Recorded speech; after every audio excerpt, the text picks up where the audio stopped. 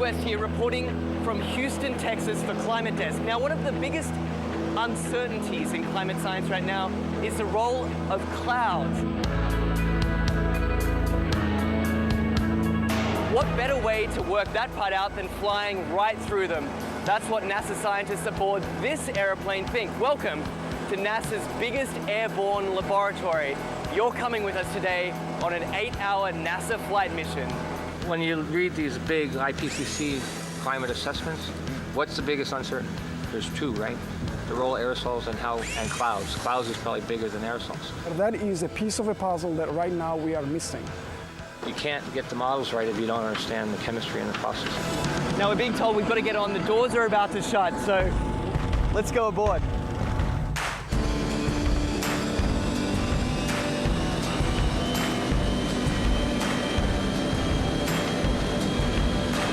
Every time you turn on the weather, every time you hear a climate change prediction, that information has to come from somewhere. And it starts by getting sucked out of the air from planes like this.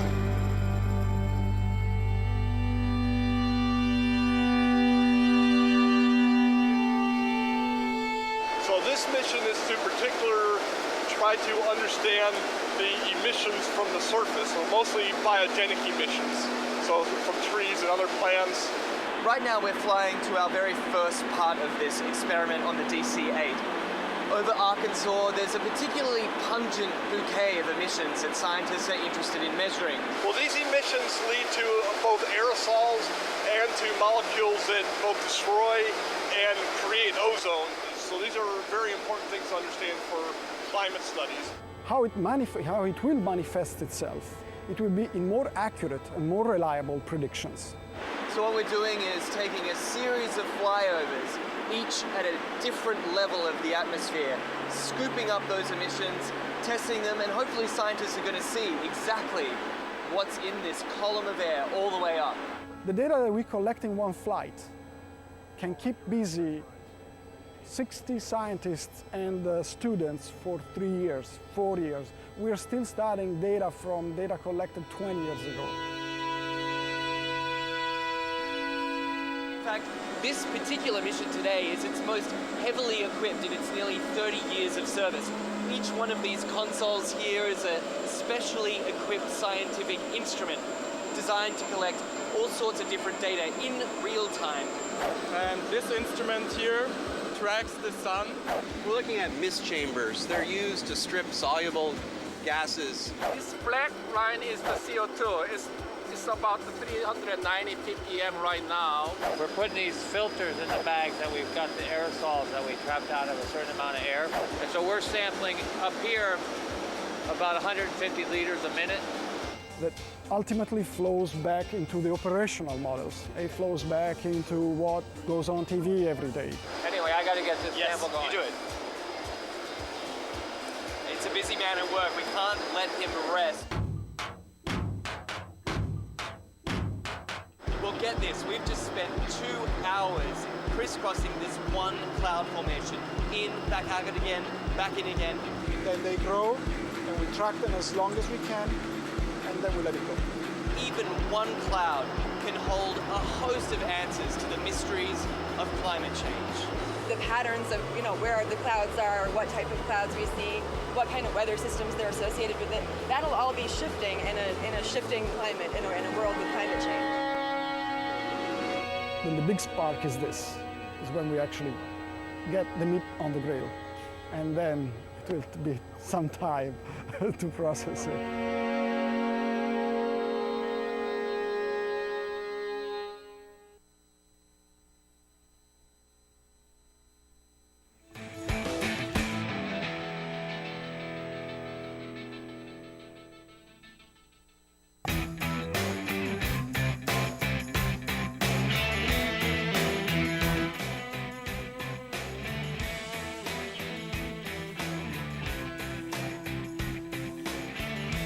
Oh, man, oh, man, oh, man. Here we go on a Friday, August 7. Let me tell you, what a show. Yep. Fox News promised a lively political debate for the first Republican debate of 2016. And they delivered, without doubt, the best political debate I've ever seen since I've been covering politics, and certainly the most entertaining as well. There were lots of surprises, starting from the very beginning when Donald Trump says, hell yeah, he's thinking about maybe running as a third-party candidate. He refused to reject that possibility, even though he got catcalls from the audience and from his fellow Republicans on stage. Another surprise, John Kasich saying he was not for gay marriage, but since the Supreme Court had decided, so be it. And he'd even attended recently the marriage of a gay friend of his.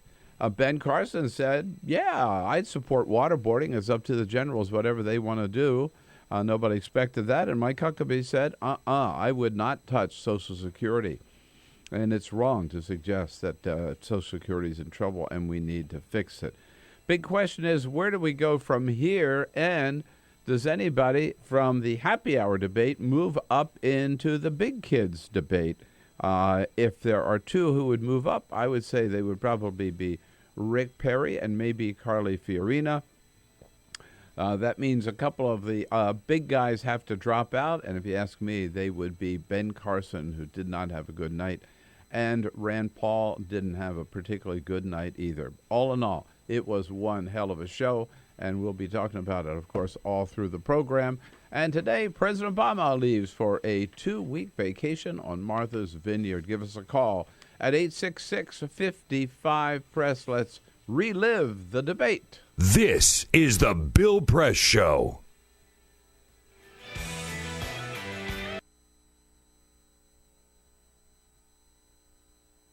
We came here to Foster City, where we're going to watch UC Berkeley, a University of California SWAT team, do a hostage rescue scenario. All personnel aware of the proper protection equipment. This includes all personnel identified as staff and role players, VIPs, and support staff. These eyes, throat, and drawing protection is mandatory and should be worn at all times by personnel directly involved in or near the scenario. Always check your mask prior to use to ensure there are no cracks in the mask and in safe working conditions. Should I put the water in there now? Yeah, go ahead. So this is like some kind of chemical agent? Yeah. Copy, we're ready. I'm gonna get shot. I already know it, dude.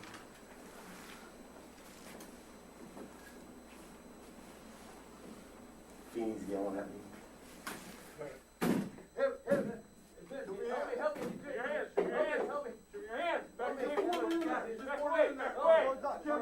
Gentlemen, we have a chemical. We need to pull our person out. Get these guys out of here. Pull them out. Pull them out. Pull them out. Put your hands on.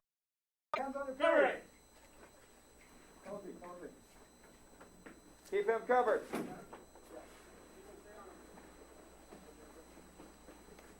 Your head up. He's got a shotgun back there.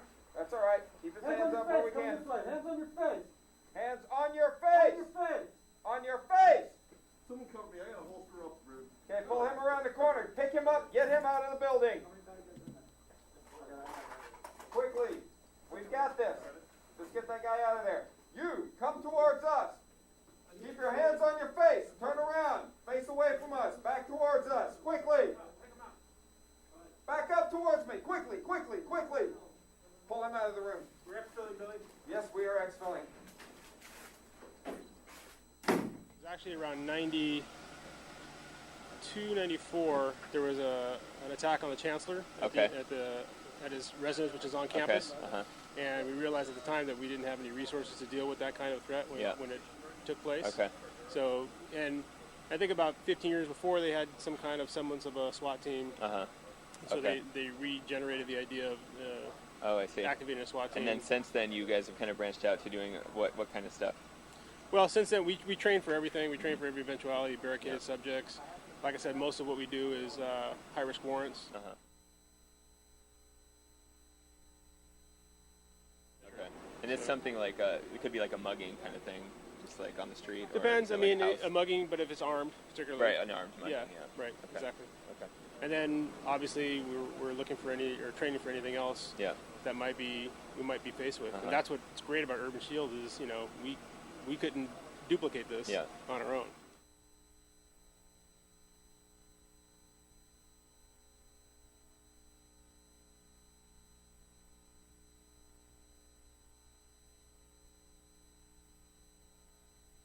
Silicon Valley's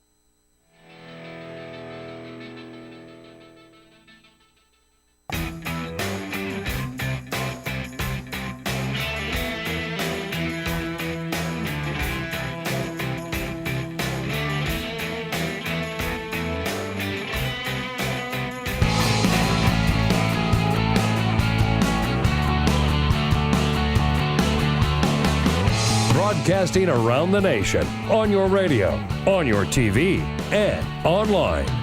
This is The Bill Press Show.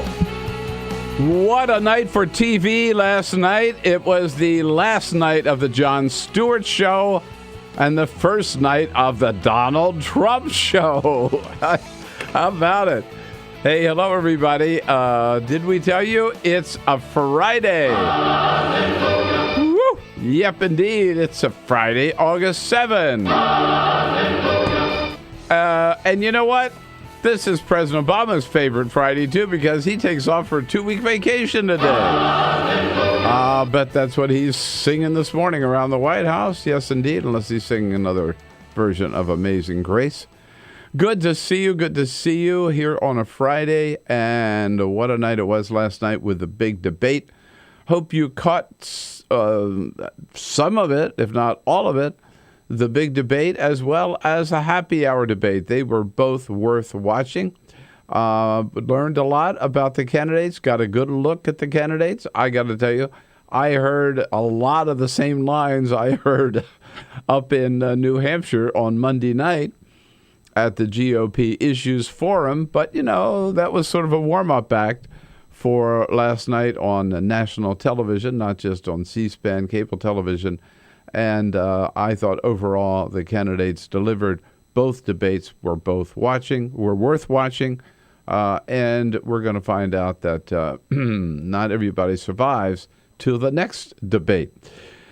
We're here with you on your local progressive talk radio station. Great to see you in Radio Land this morning. Thank you for tuning in. Whether you're in your car, at home, on the way to the office, at work, out for a walk, whatever, thank you for being part of the Bill Press Show. And we want to really make you part of the Bill Press Show by getting your comments. Today, we got to talk about this debate. And the big question throughout this morning is going to be, let's try to break them down. Look, 10 is too many on the stage at one time. You can't go, they're not going to go that long with 10. Who do you think? Let's try to decide today throughout the morning. Who are the top 5? Who drops out? Who moves up from the kiddies table? And who are the top 5 left? 866-55-PRESS, the toll-free number. We want to hear from you. Send us your comments on Twitter at BP Show, on Facebook at facebook.com/Bill Press Show. Who moves up? Who moves down? Who drops out? Who are the last 5 standing? Lisa Murphy off again today. Peter Ogburn, here he is. Here I am. Peter, man, I got to tell you, Peter, double duty. He got the Nats game in and the debate last night. So that's right, man. Yeah, I had a busy day yesterday. Mm-hmm. Yeah, I like to treat myself at the end of a long day with a GOP debate, apparently. And a Nats win. And a Nats win, baby. Yeah. I got a little nervous there for a little while. But yeah. So was Carol. A lot of nervous Nats watching these days. Jamie Benson off again this morning, but Ray Rogers here again as our screener this morning. Take your calls again at 866-55-PRESS. And Cyprian on the job as our videographer. That's why we're looking so good on Free Speech TV and on TawkrTV. And, you know, it was a Republican debate. So in the first one and in the second one, there had to be a lot of God talk, right? And you didn't even have to get the candidates to volunteer how important God was in their life. The Megyn Kelly, toward the end of the debate last night, the big debate, actually asked them the question, has God said anything to you about running for president? What a lame question. God. That's crazy. What a Liberty University question, yes. What has God said to you about running for president? The correct answer is not a damn thing, right? Yeah. But of course, they're not going to say that. I don't think God cares about which Republican wins. I think God cares that that he doesn't want a Republican to win, exactly. is what I would say. But at any rate, they all had various versions of what God has told them. Marco Rubio, is he serious? Let me say, I think God has blessed us. He's blessed the Republican Party with some very good candidates. The Democrats can't even find one. As a laugh line, okay, but wow. If that collection of clowns, all 17 of them that we saw last night, was God's choice of great candidates, man, God has bad taste in politics. Yeah, right. All right, you got it. We are going to be going out to Cleveland today to talk to several reporters. We'll be going out there, bouncing out there more than you think, talk to several reporters who are on the ground in Cleveland. We're there last night in the hall. We'll get their take, and Peter Fen, Democratic strategist, will be here in studio with us as a friend of Bill in our final hour together today. And you and I handicap last night's debate. But first, is there anything else to talk about? Believe it or not, yes, there are a couple of other stories making news. 1 month after Apple Music rolled out, or Apple rolled out Apple Music, they reported that they have a total of 11 million trial members. That is a big number that goes over what a lot of people predicted they would get. They said they are thrilled with the numbers so far. Now, remember, you get 3 months of free usage with this, so we're 1 month down, and then after that, you have to start paying $9.99 a month, or you could pay $14.99 for a family plan. You signed up for it? No. I did. I don't love it. I'm not going to keep using it when I have to pay for it, but it's it's basically Beats Music reborn. So I didn't love it. I don't listen to that much music on my phone. No? Yeah. No. Well, there you go. Except for the CDs, the albums that I've downloaded. You okay over there? You mixing up your cocktail? I'm getting my iced tea ready here. Yeah, all right. The Republican... Iced tea's good. I had to add to the iced tea. Yeah, that's what I thought. That's what I thought. Hey, did you know there was a Republican debate last night, Bill? We'll talk more about it, of course, but Hillary Clinton watched it in a very special way. She was in Los Angeles. She spent debate night with Kim Kardashian and Kanye West, among other people, at a $2,700 per person Hillary Clinton fundraiser that she had in Los Angeles. Other Hollywood stars were John Travolta, Mary Steenburgen, and Ariana Grande. So there you go. Whoa. What a night. John Travolta, Scientologist for Hillary Clinton? I'm sure his money's green. Scientologist for Hillary. Yeah, right. Special committee there. Right. Tom Cruise joining? Yeah, right. Sorry. Wasn't there. And we're still talking about who's going to replace Alexander Hamilton on the $10 bill. Treasury has not announced who it's going to be. There has Carly Fiorina. Clearly, right? After last night's performance. A new poll, McClatchy-Maris poll, has some ideas. American people have some thoughts about which woman should go on the $10 bill. Number one, polling at 27% is... I know the answer. You know the answer. Okay. Eleanor Roosevelt. Yes. Eleanor Roosevelt. Excellent answer. Too. Number one, followed by Harriet Tubman with 17%, Sacagawea at 13%, and Amelia Earhart and Susan B. Anthony were tied at 11%. For the record, Rosa Parks doesn't even make it? Rosa Parks not even on that list. Sandra Day O'Connor, by the way, Sandra Day O'Connor came in 6th, but they can't put her on the $10 bill because she's not dead yet. You have to be dead to go on it. Those are, I'm not joking. Those are the rules. You got to be dead. Well, that's a relief. At least we won't get Sarah Palin. Yeah, right. Sandra, we have some good news, bad news. Yeah, right. By the way, I think Rosa Parks would be number one. That would be a good one. I love Eleanor Roosevelt, but some people are going to say, oh, well, she's a Democrat, right? But with Rosa Parks, come on, we all got to value and treasure her for her courage. Well, yes, the debate last night. All right, let's talk about it. And again, my question throughout is, who moves up? Who moves down? Who are the top 5? How do you assess any of them in particular? Who was the strongest? I got to tell you, it was the Donald Trump show from beginning to end, as we expected it to be. But I'll tell you who I think, and I can't believe I'm saying this, the big winner last night, the big winner last night, the big winner was Fox News. I thought they did one hell of a job. They really handled this thing. First of all, they're the winner because they were chosen to host the first debate. They got that great nod. Secondly, I think they were the winner because the way they staged the debate was very well done. I thought the stage looked good. The way they set it up, the way they divided it up into two debates, so you didn't have 17 unruly candidates on. That would have been impossible to handle. I think they staged it very, very, very well, and they delivered. They delivered the most, if not the most substantive, but there was a lot of substance, and it was hard, I know, for us progressives to watch it because we disagree with everything they were saying, but they covered a lot of topics. And it was, so I think the most substantive and certainly the most entertaining political debate I've ever seen.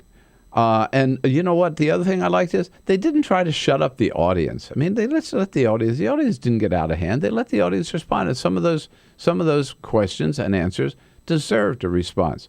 But overall, so I thought Fox News really, really did shine last night. And particularly the moderators did. They were good. They were really good. Megyn Kelly, Chris Wallace, Brett Baer, every one of them is a top-rated journalist. Again, they're Fox, but they are good. They ask very tough questions. They ask brutal questions.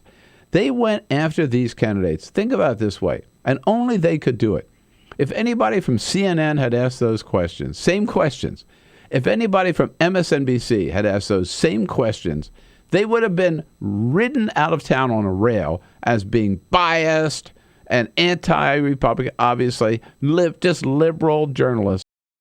These three conservative Fox moderators went after these guys, and they asked each of them about their weakest points, about the biggest criticism against them, about the big lies they had told, about the failures in their record, for everyone from Scott Walker to Donald Trump, to Jeb Bush, everybody.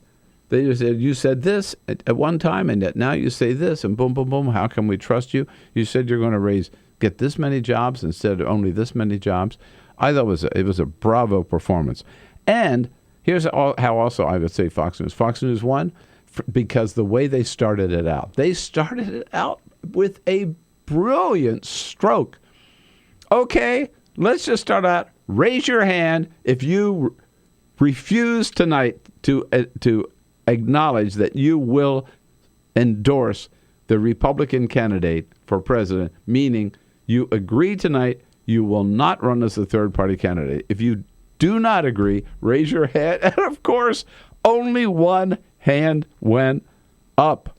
The Donald. I will not make the pledge at this time. Okay. All right. And he knew he would get booed. He knew he would get attacked by his fellow Republicans on stage. I was surprised that Rand Paul was the only one going after him. He's already hedging his bet on the Clintons, okay? So if he doesn't run as a Republican, maybe he supports Clinton, or maybe he runs as an independent. Yeah, right. He went after him, and obviously none of the others. So I got to tell you, I know I've read a lot of commentary this morning and what other people are saying, that Donald Trump had a bad night. I don't think he had a bad night at all. I think Donald Trump, he didn't say anything substantive. Some of his answers were basically incoherent. But he didn't back down to the moderators. He didn't back down to his fellow Republicans. I thought he held his own, and I thought that bluster that makes him so popular, the people who like him probably liked him even more. You saw why Donald Trump was number one last night. I thought so. You really did. Yeah. Right. If you think that hurt him at all, you clearly don't understand the appeal of Donald Trump right yes, now. and I thought John Kasich had the best approach to Donald Trump. He didn't attack him. He didn't lampoon him or something. He just said he was given the opportunity. They were trying to goad the other candidates to attack. They really wanted us to attack Trump. Exactly. They want everybody to beat up on Trump. And John Kasich just said, you know what? Donald Trump is tapping into something right now. That's what we all ought to understand. So I think, in terms of who is still on stage, who's still among the top five, I'd have to say Donald Trump for sure. I think George Bush, Jeb Bush, for sure. And I think Chris Christie. Chris Christie had a strong night, too. And we got a lot more audio to play, too. And let's take a quick... Let's start off quickly here with out on the great WCPT in Chicago. Hello, Steve. What did you think? Hey, how you doing? All right. I think, you know what, my top five, and I think Donald Trump started off a little weak, but I think he finished really strong with his economics and everything else. Yeah. But I think Fiorina from the first debate should maybe move up. Bush. I'm sorry, Jeb. Yep. Jeb, I think Kasich was the shining star. Absolutely. I think he had the most reason out of everybody, which will surely doom him in. So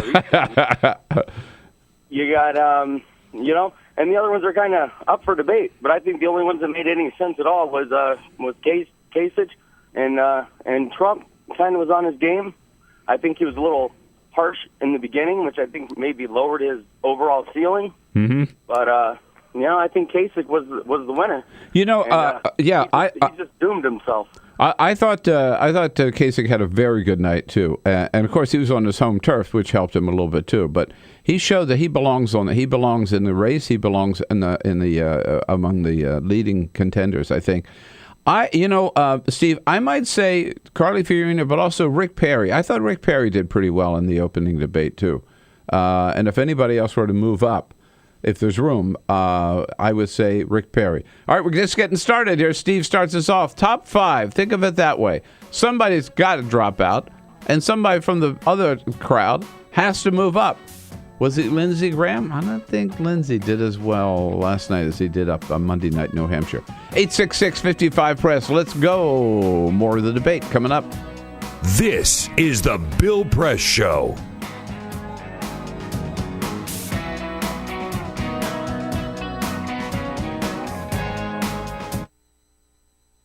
Silicon Valley's Santa Clara County is often portrayed as a role model for the rest of the country.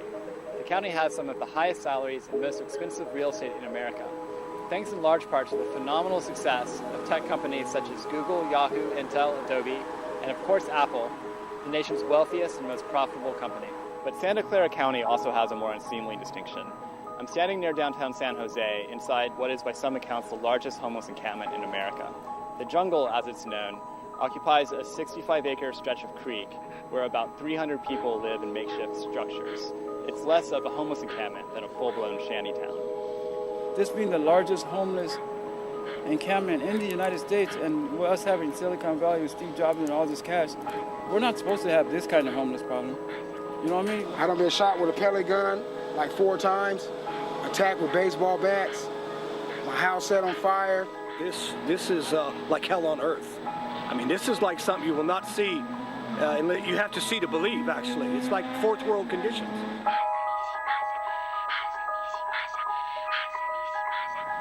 Hi, have you ever heard of a place called the Jungle? Sorry? A place called the Jungle, have you heard of it? We're not making enough money really for conventional homes or housing, and we make too much money for subsidized homes. So we're kind of, floating between the oil and the water. We told the landlady here if it would be possible to continue staying here. She said, no, you got to go. I already rented it out. We went and loaded things into a storage facility, and it's still there. And all the campgrounds and things that we saw were too far out of the city, like KOAs and that sort of thing. So what we decided to do was to move into the Jungle. So that's what we did. A few days ago, a woman named Lydia Hernandez was robbed inside of her tent. When she refused to hand over the money, the robbers slit her throat. When she still fought back, they bashed her head with an axe. She died a few hours later. Residents say that the police never come into the Jungle, so they have to fend for themselves. There's no law down there except our own, right? There's no law. So we could smoke dope all day in the open.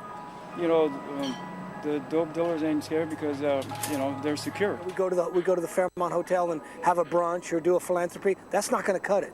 We need billions of dollars to go into the inner cities and go into the jungle. Silicon Valley, the Bay Area is known for its innovation, its progressive thinking. It's one of the most progressive pockets in the United States, if not the world, and certainly one of the wealthiest. If we can't do it here, it won't happen anywhere. It's got to happen here.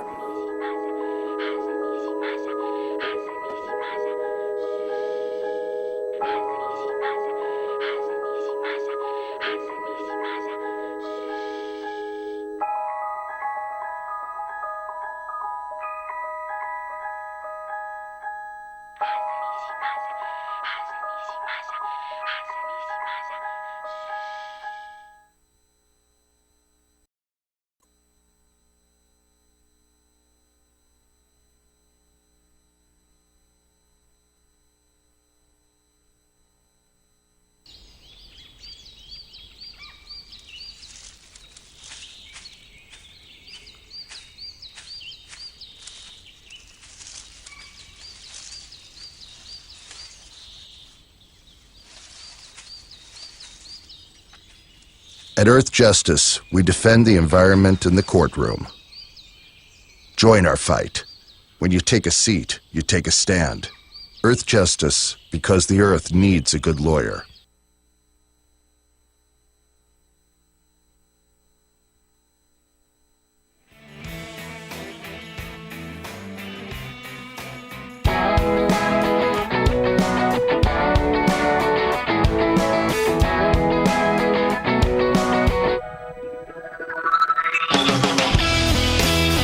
This is the Bill Press Show. 26 minutes after the hour. On the morning after the big debate, or the big debates, maybe we should say, all 17 candidates got their time, Republican candidates got their time on stage. The big attraction, of course, was the second debate of the top 10. And we're asking you, so who did well? Who did not do so well? Who do you think survives from the kiddie table and moves up maybe to the grown-up table? And who on the grown-up table drops out? When we're left, they got to narrow it down. I say, to 5. Who do you think will end up being the top 5? Think about that. Chew it over. You saw it last night. Let us know. 866-55-PRESS. I got to tell you, as Steve just mentioned, I thought John Kasich had a good night. And he was the one Republican up there who was really willing to differ with his party on a couple of issues, on extending Medicaid, and surprisingly on gay marriage, where he starts out saying the question was, if you had a daughter who was a lesbian and you happen to be against gay marriage, what would you do? Look, I'm going to love my daughters. I'm going to love them no matter what they do, because you know what? God gives me unconditional love. I'm going to give it to my family and my friends and the people around me. So he said, he was still thought that traditional marriage was the only way to go, but the court had ruled, and since the court has ruled, he accepts their decision, he said, and he revealed that he had even recently attended the wedding of a good friend who was gay and went into a same-sex marriage himself, and certainly would do so if it were one of his daughters. And you know what? He got a huge round of applause from the audience for that, which was very, very telling. More debate talk coming up. This is the Bill Press Show. Officer, were you the one who arrested me? Gonna shake my hand?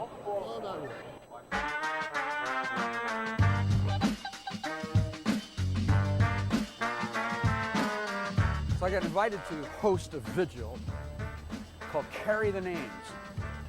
And that's what they were doing, carrying the names of the people who were victims of deadly police force.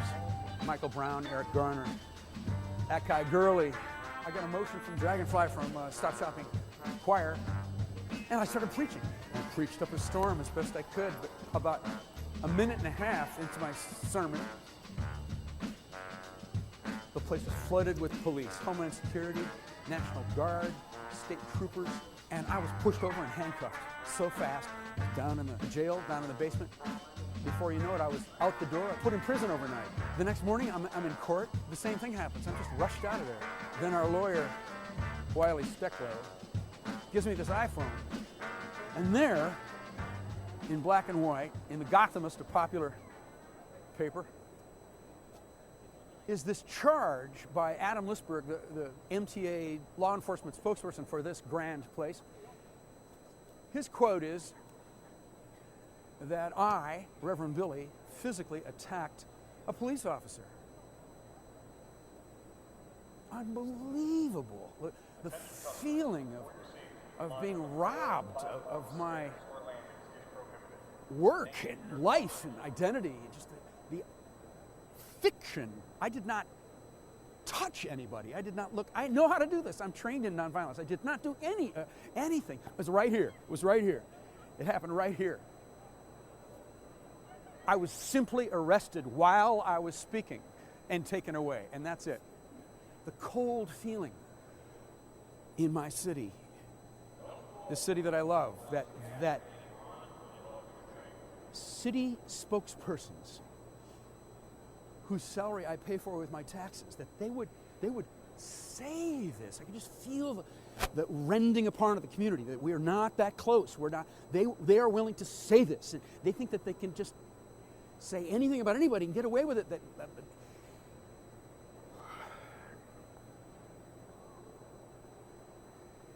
So we have something in the Church of Stop Shopping called radical forgiveness. Amen? I forgive the police. We gotta love them too. Cops and bankers love their mothers, but I'll stay radical. Love their brothers. We gotta love them too. But we'll wake up every morning forgiving each other, reaching out, touching, telling stories, having humor, being in a community together, sharing our children, sharing the streets, sharing the climate, being in the city together.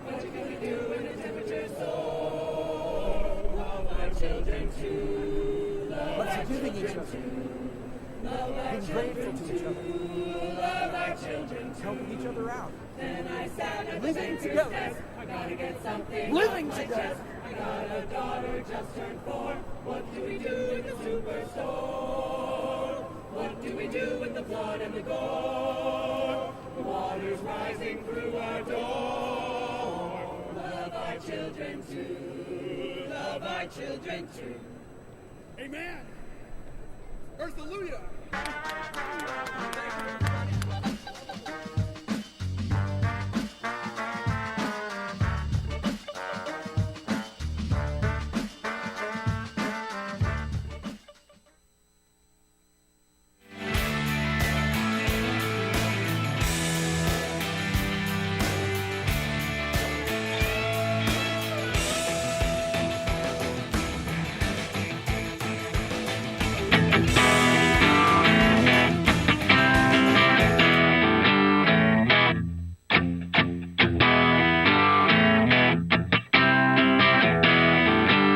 Follow us on Twitter @BP Show. This is The Bill Press Show.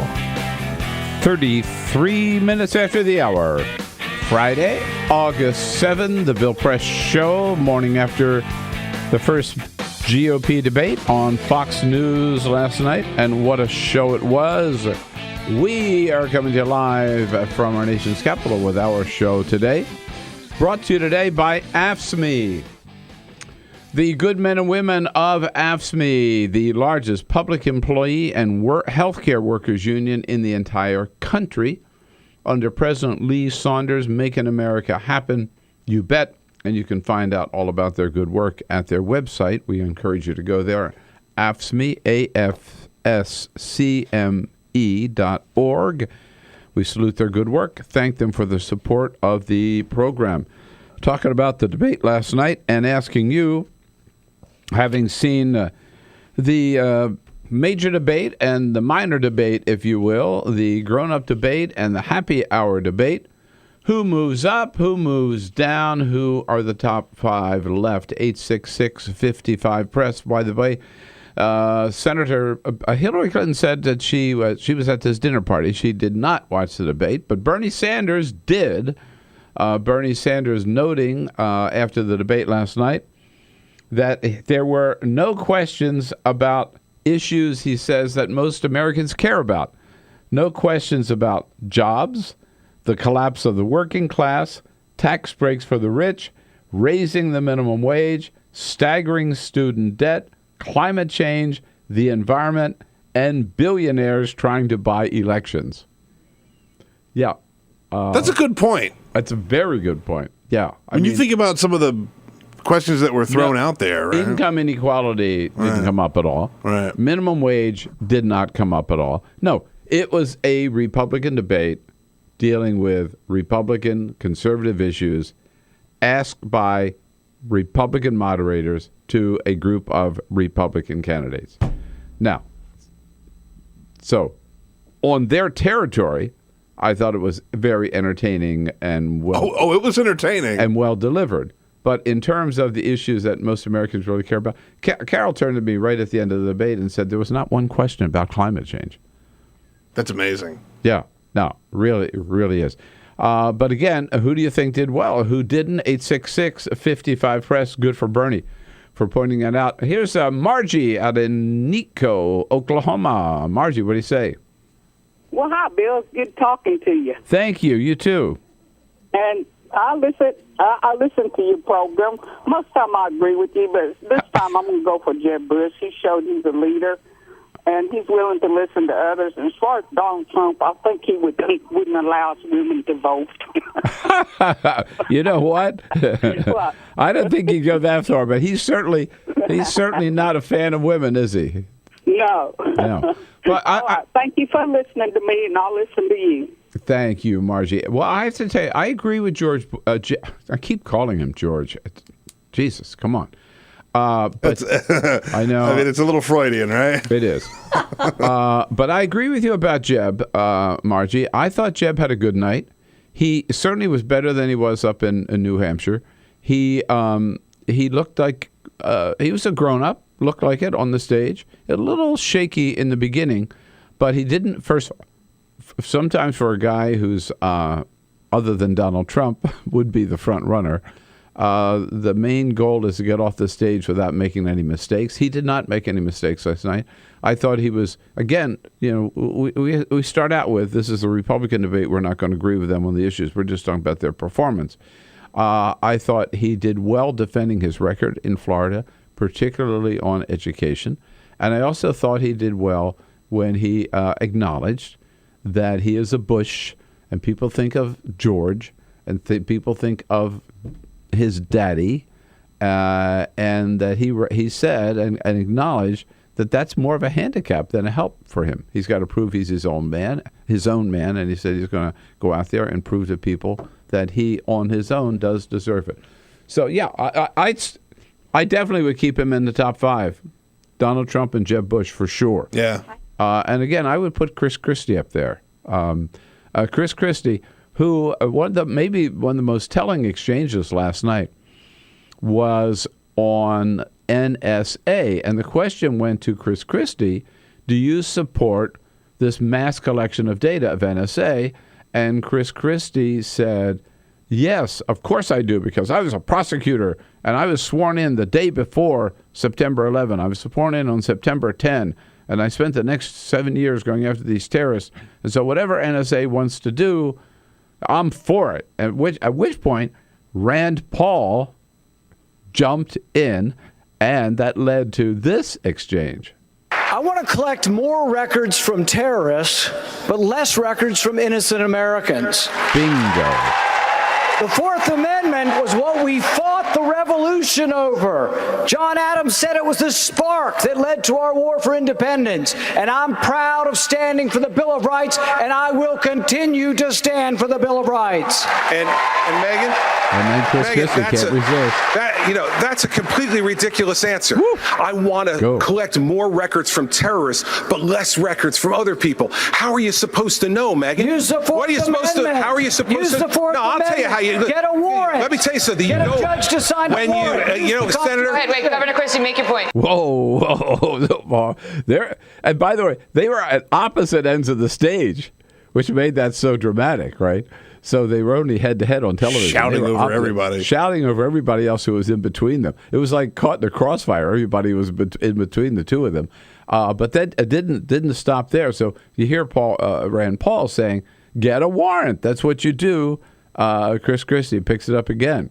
Listen, Senator, when you're sitting in a subcommittee just blowing hot air about this, you can say things like that. When you're responsible for protecting the lives of the American people, then what you need to do is to make sure that you use the system the way it's supposed to work. Here's the problem, Governor. You fundamentally misunderstand the Bill of Rights. Every time you did a case, you got a warrant from a judge. I'm talking about searches without warrants, indiscriminately of all Americans' records. And that's what I fought to end. I don't trust President Obama with our records. I know you gave him a big hug, and if you want to give him a big hug again, go right ahead. Oh, snap! Oh, smack is right. That was beautiful. So Chris Christie said, yeah, what do you know? You just sit in the committee putting out all that hot air and Rand Paul shooting back. Yeah, I know you gave him one hug. You can give him another big hug. That was good stuff. It was great. Are you kidding me? Yeah. You're right when you talk about how entertaining it was. I mean, that's a crazy conversation, right? And again, but it's so good. I come back to Fox News. They let them go. Right. But they also never let it get out of control. No, it was very well done. So we didn't play, but right after that, then Chris Christie gets a little snarky, and he says, "Yeah, you gave a speech on the floor of the House Senate, and then you sent out fundraising letters within a few minutes of that, or something." Which, by the way, everybody does. They're all up there raising money for their campaign. So Christie, I think, showing the bully that he is, couldn't let go, right? He had to go. And at which point Megyn Kelly says, "All right, okay, Governor, basically. We're done. All right, we're done. Shut You're it done. down. Yeah, just shut up. Okay, move it on."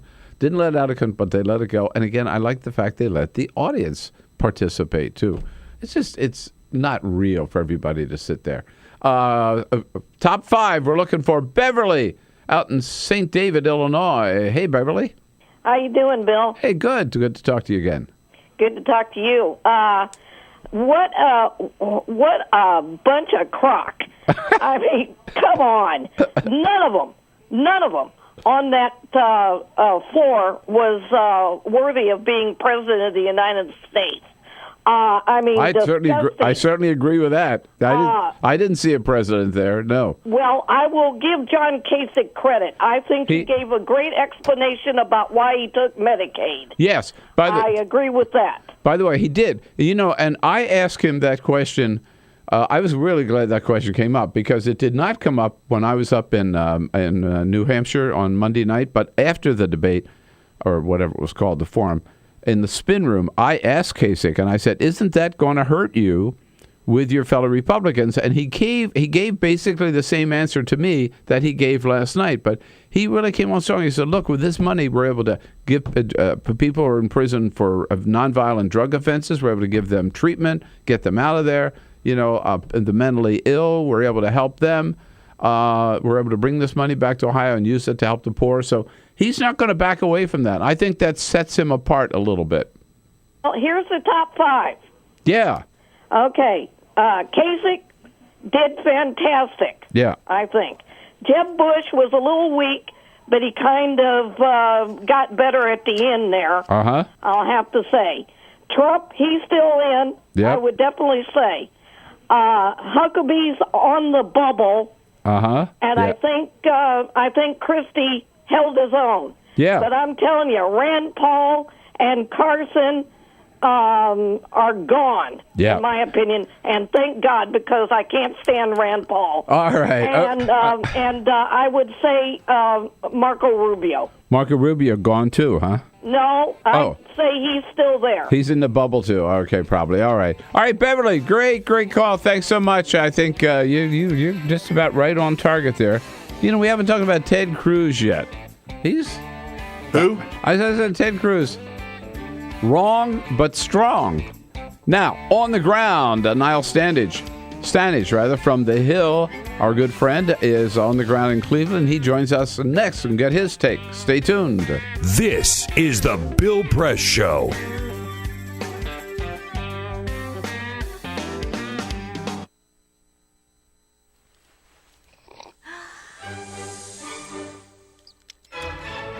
When I started learning about nutrition, about which, by the way, much less is known than you might think, I learned that what mattered most about one's health was not necessarily the nutrients, good or bad, that you were consuming or staying away from, or even the calorie counts. But what predicted a healthy diet more than anything else is the fact that it was being cooked by a human being and not a corporation. Corporations cook very differently than people do. They use vast amounts of salt, fat, and sugar, much more than you would ever use in your own cooking. And the reason they do that is those are 3 incredibly attractive and incredibly cheap ingredients. And when they're layered properly, as in a chip or pastries and forms of junk food, they're incredibly addictive. They really press our buttons. They activate our dopamine network, our cravings. And in fact, people in the industry, they don't talk about addiction in the food industry, even though they traffic in addiction. They talk about craveability. It's the same thing. And snackability is another term they use. It's a lovely word. And then the last point about corporate cooking that's important to understand is they cook different stuff than you do at home. what they're good at. In general, they don't cook that well, but things like chips, they cook incredibly well. And here's a classic food that if you make it yourself, if you've ever made French fries, you have to wash the potatoes, you have to peel the potatoes, you have to slice the potatoes, you have to fry them in a lot of oil, you have to spatter your entire stovetop, you have to clean up, and then you have this pot of oil you have to get rid of. I mean, it's really difficult, and it's a pain. They're wonderful, but it's a pain. And if you make them yourself, you'll only eat them every 6 weeks, 2 months, because it's too much work.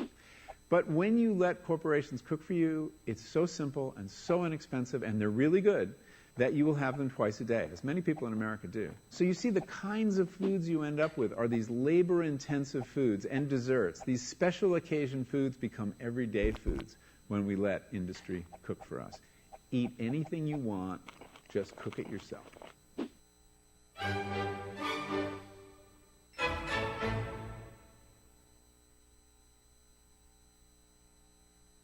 So, I'm kind of new here, but I've noticed a trend. My human does this funny thing where she goes around and gets all my toys, and then she hides them in that basket by the door. You know, but it's always the same basket, and it's always in the same place.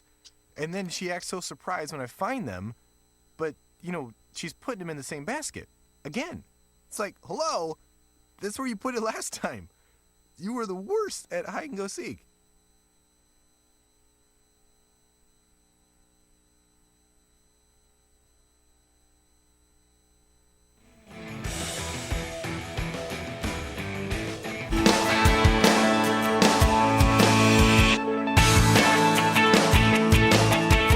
This is the Bill Press Show.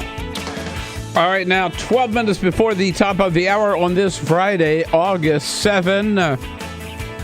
It was worth the price of admission, if you ask me. The first two big GOP debates of the 2016 season. I don't know how much Niall Stanage paid for his ticket, but he got his money's worth last night. He, of course, is our good friend, associate editor for The Hill, on the ground in Cleveland this morning and last night. Hello, Niall. Early morning to you. Early morning to you too, Bill. How are you? All right. Overall, what'd you think? I thought it was pretty spectacular overall. I mean, obviously, Donald Trump was the main attraction, and you said about being worth the price of admission. I would say he was probably worth the price of admission on his own, never mind the other 9. Well, you know, most of the coverage that I've seen this morning said that Donald Trump was a big loser last night. I disagree. I thought he held his own, and he showed the way he behaved is why some people like him. Yeah, I totally agree with you there, Bill. I didn't think he was a loser at all. I mean, whether one likes Donald Trump or not is a completely separate issue. But yeah. Donald Trump was Donald Trump. That's why he's at the top of the Republican poll ratings at the moment. I didn't think he suffered any kind of catastrophe. He clearly was far from intimidated by being on the debate stage with a large number of very experienced politicians. And he did his thing, you know? Yeah. What about the very opening shot where he refused to take the pledge that he would not run as a third-party candidate? Yeah, that was a pretty extraordinary moment. It was, as you say, the very first question when candidates were asked to put their hand in the air if they weren't prepared to commit to supporting the Republican nominee, and Trump was the only hand that was raised. I mean, I thought that was a very dramatic moment. One of the questions is whether that will hurt him to any extent with Republican primary voters who might expect a little more in the way of party loyalty. But then again, his appeal is a maverick appeal, and he remained true to that.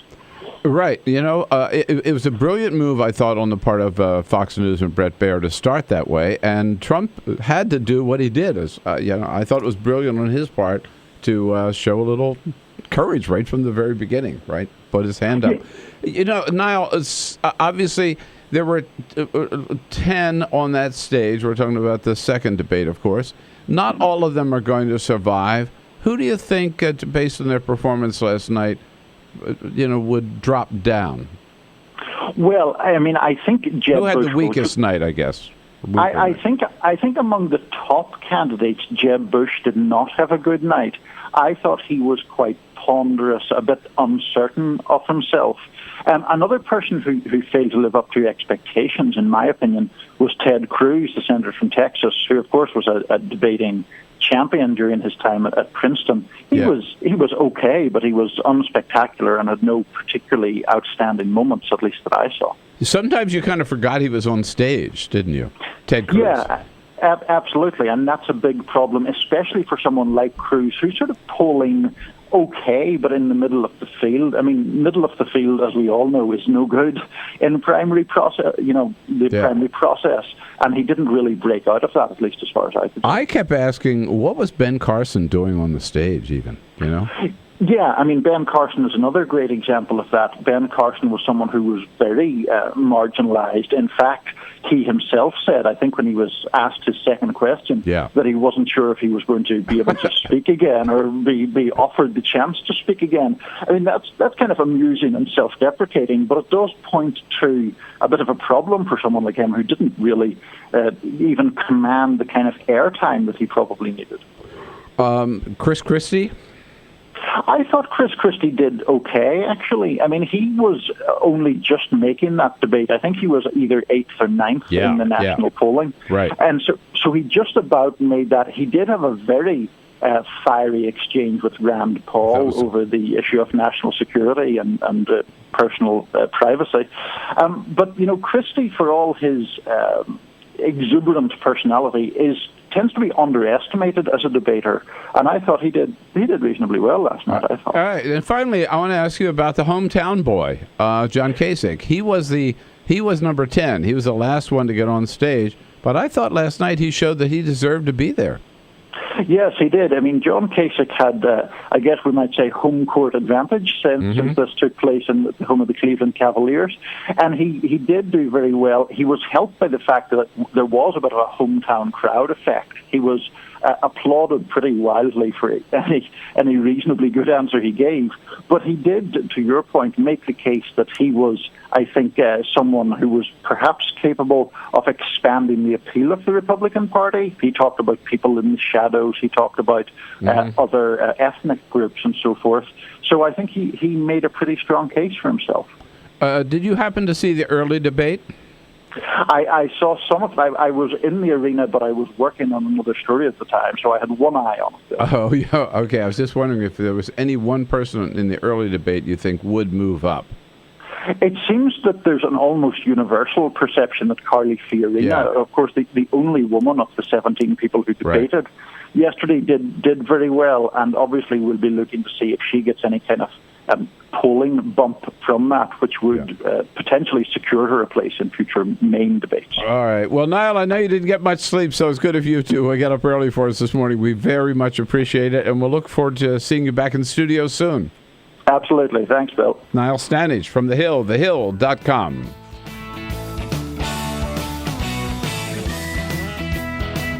Streaming live video right now at youtube.com/TawkrTV. That's TAWKR-TV. This is The Bill Press Show.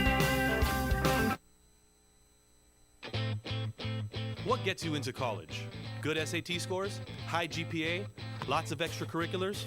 Sure, but what you really need is money. If you don't have the cash, you'll need a loan.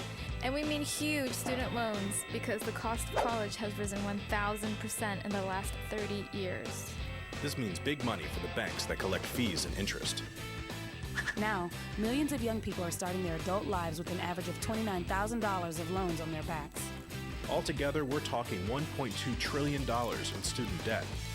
And more people are finding it impossible to pay them back. Welcome to the student debt crisis. The increasing demand for higher education and cuts to state funding gave colleges a huge incentive to keep inflating prices. I graduated about a year ago, currently in $35,000 of debt. I am in debt about like $25,000. I owe $23,000. I owe over $50,000 in student loans. 38.8 million Americans owe money on a student loan. and the biggest names in banking are making huge profits off the booming student loan industry. Sallie Mae, the largest provider of private student loans, made $949 million last year. They only give you about 6 months to look for a job. You have to start paying back the loan. It's very pressuring, especially nowadays. It's very hard to find a job. Over half of the students graduating in 2012 could not find a decent paying job. They either had low-wage jobs or unpaid internships or were unemployed altogether. So you can't make the payments. You start incurring late fees, which makes the loan even harder to pay off. And it stays with you for years, even decades.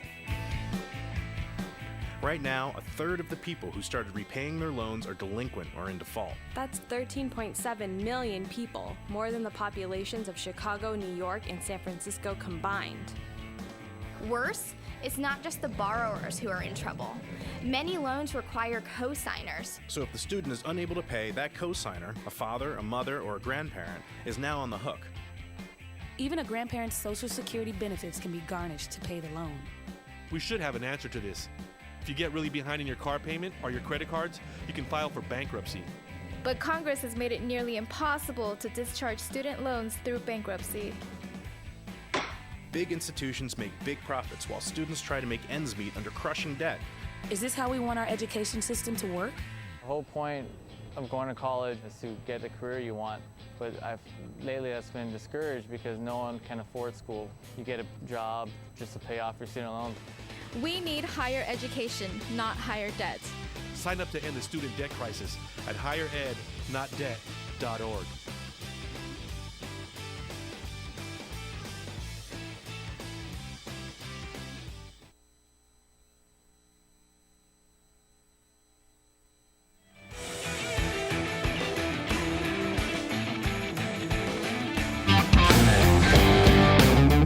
This is the Bill Press Show. All right, we have got another couple of hours of debate talk coming up. By the way, there is some other news that we haven't talked about, had a chance to do yet, and among other stories is the fact that Chuck Schumer, the new majority leader of the Senate to be, announced yesterday that he is going to vote against President Obama. He is going to vote against the Iran nuclear deal. This is not what we need in a leader. I wasn't happy about Chuck Schumer's nomination or election or ascendancy anyhow, and now I understand. I think that's a horrible, horrible mistake for Democrats. He ought to stick with his own team and not join forces with John Boehner. This is the Bill Press Show.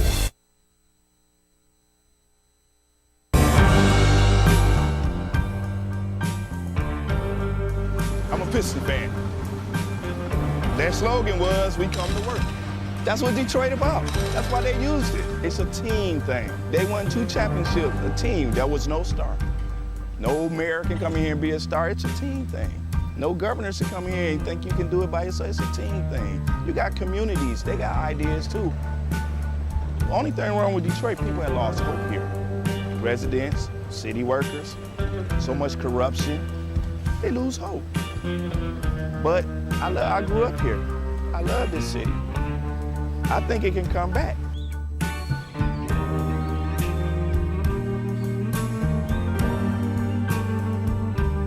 I've been working for the city 24 and a half years. Within the last 10 years, we took 4 pay cuts, and then an additional 10% wage cut. I've lost a home. When you take all of the decisions out of the city of Detroit, all of us, then what do you have? Exactly what we got. A lot of problems. Every time the city seems to fall into a problem, it's always on the backs of us workers. You wake up out of a dead sleep and you jump behind the wheel and take off driving and try to get everybody there safe, not knowing really what you're pulling up to. I'm not eligible for Social Security, so the pension is my sole salary at this point. We've been in business here 39 years. We've seen a lot of changes in Detroit. The area was a lot of industry, a lot of city workers. It's getting very tough for the city workers. It's getting tough for us as a business people. Response times are increasing because of the closing of companies, which takes your insurance rate through the roof. So all the things that affect us affect the citizens. I work for the city in different capacities for 29 years. I feel like an old jacket. You use me up and they throw me away. In my condition, nobody's gonna hire me. I'm 68 years old. Half the times, I can't get my blood pressure medicine. It's either feeding myself, blood pressure, or paying bills. $754.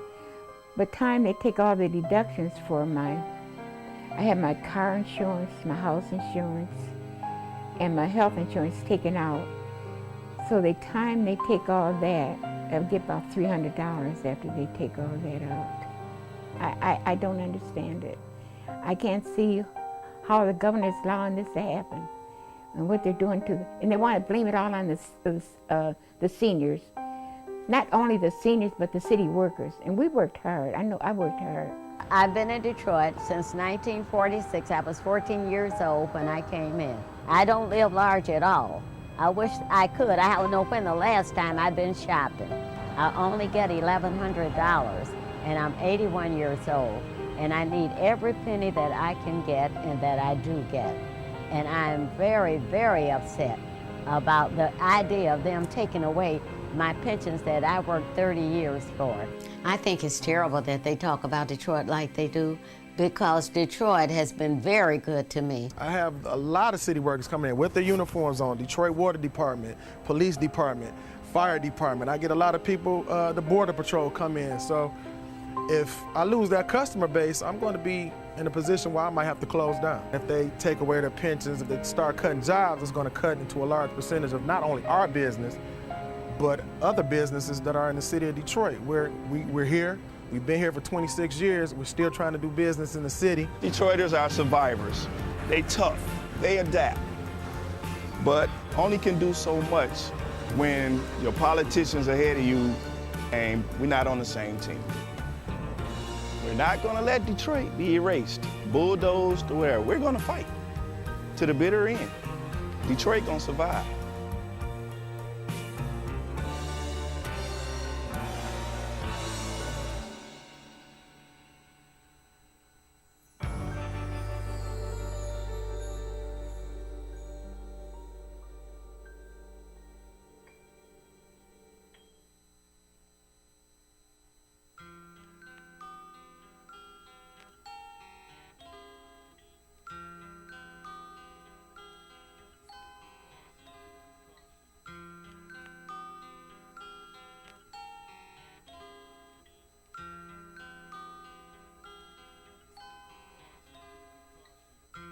Just this month, my bill was like $138. Even at one phone call a week cost me $40 to $50 every month. I am living on a fixed income of SSI, so this is really a great hardship. Families are being punished. When they incarcerate your children, they incarcerate the whole family. In 2011, the Media Action Grassroots Network, Working Narratives, and Prison Legal News founded the Campaign for Prison Phone Justice, an effort to call on the FCC to address the cost of interstate phone calls. The campaign mobilized prisoners to send hundreds of letters. Advocates and families filled out postcards, met with elected officials, and signed petitions. Partnerships were formed across the political spectrum and with groups in the criminal justice, civil rights, and public interest community. The film distribution company Participant Media and director Ava DuVernay joined the fight through a social action campaign tied to the release of the feature film Middle of Nowhere. In an effort to push the FCC to act, the campaign hosted a historic rally outside of the Federal Communications Commission where for the first time, families of prisoners, elected officials, civil rights and faith leaders came together to call for an end to predatory phone rates. We're all held captive when predatory phone companies gouge our families. My son has been incarcerated now for over 10 years, and my husband estimates that in the time we spent over $25,000 on prison phone calls. My hero's not yours, you probably arrested them. Your schools probably neglected them. They spawn thoughts, you probably infected them. Feed us what you feed us, you can lay us next to them. FBI call it major crimes. Babies making babies cry.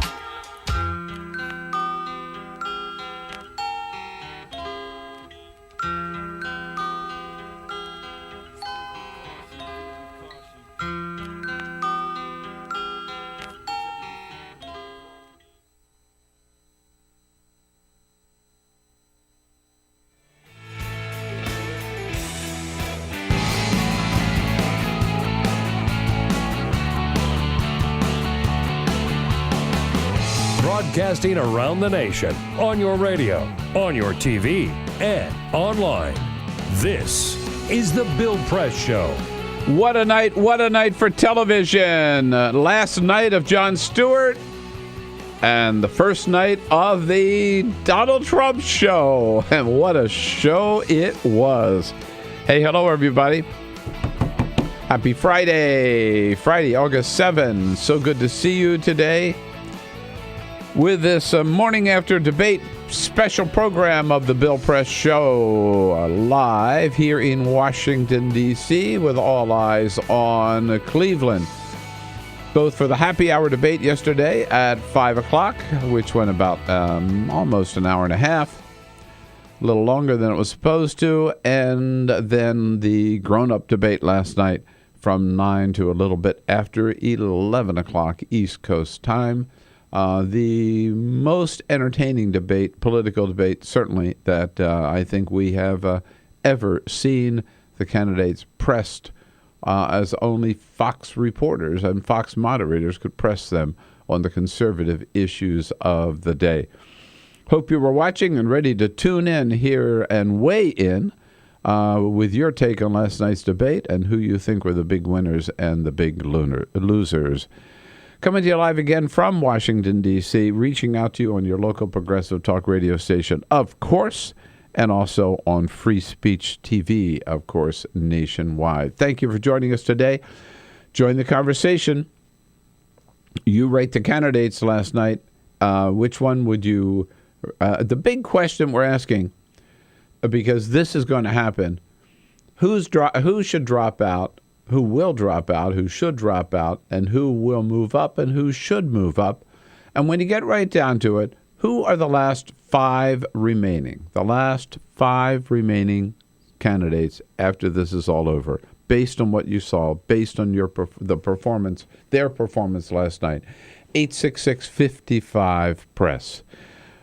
Team Press here, more or less together today. Elisa Murphy's got the day off. So does Jamie Benson. So Peter Ogburn is running the entire show. I'm here.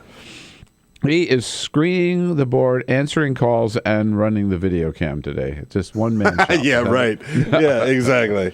Actually, he's just running the board, but that and doing the full court press. That in itself is wearing at least two hats, if not three. So with Jamie Benson out, Ray Rogers is here to take your calls at 866-55-PRESS. Keep her busy talking about that debate. And we're looking at you on Free Speech TV and looking good on TawkrTV, thanks to the good work of Cyprian Bolding, our videographer, who is back here on the job as well.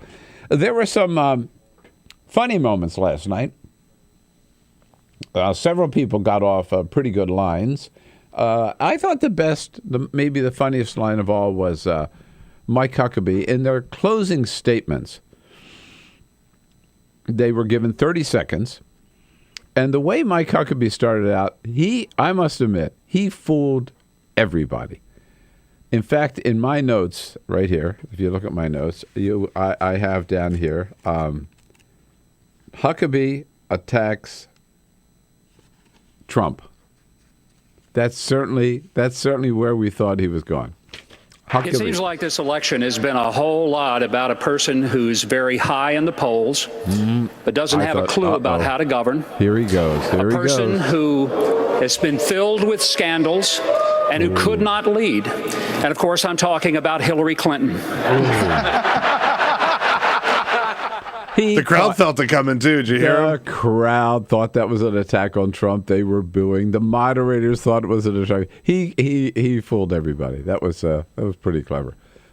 That was pretty well done. Well done. He had some pretty questionable moments in that debate, but that was not one of them. That was pretty good. No, exactly.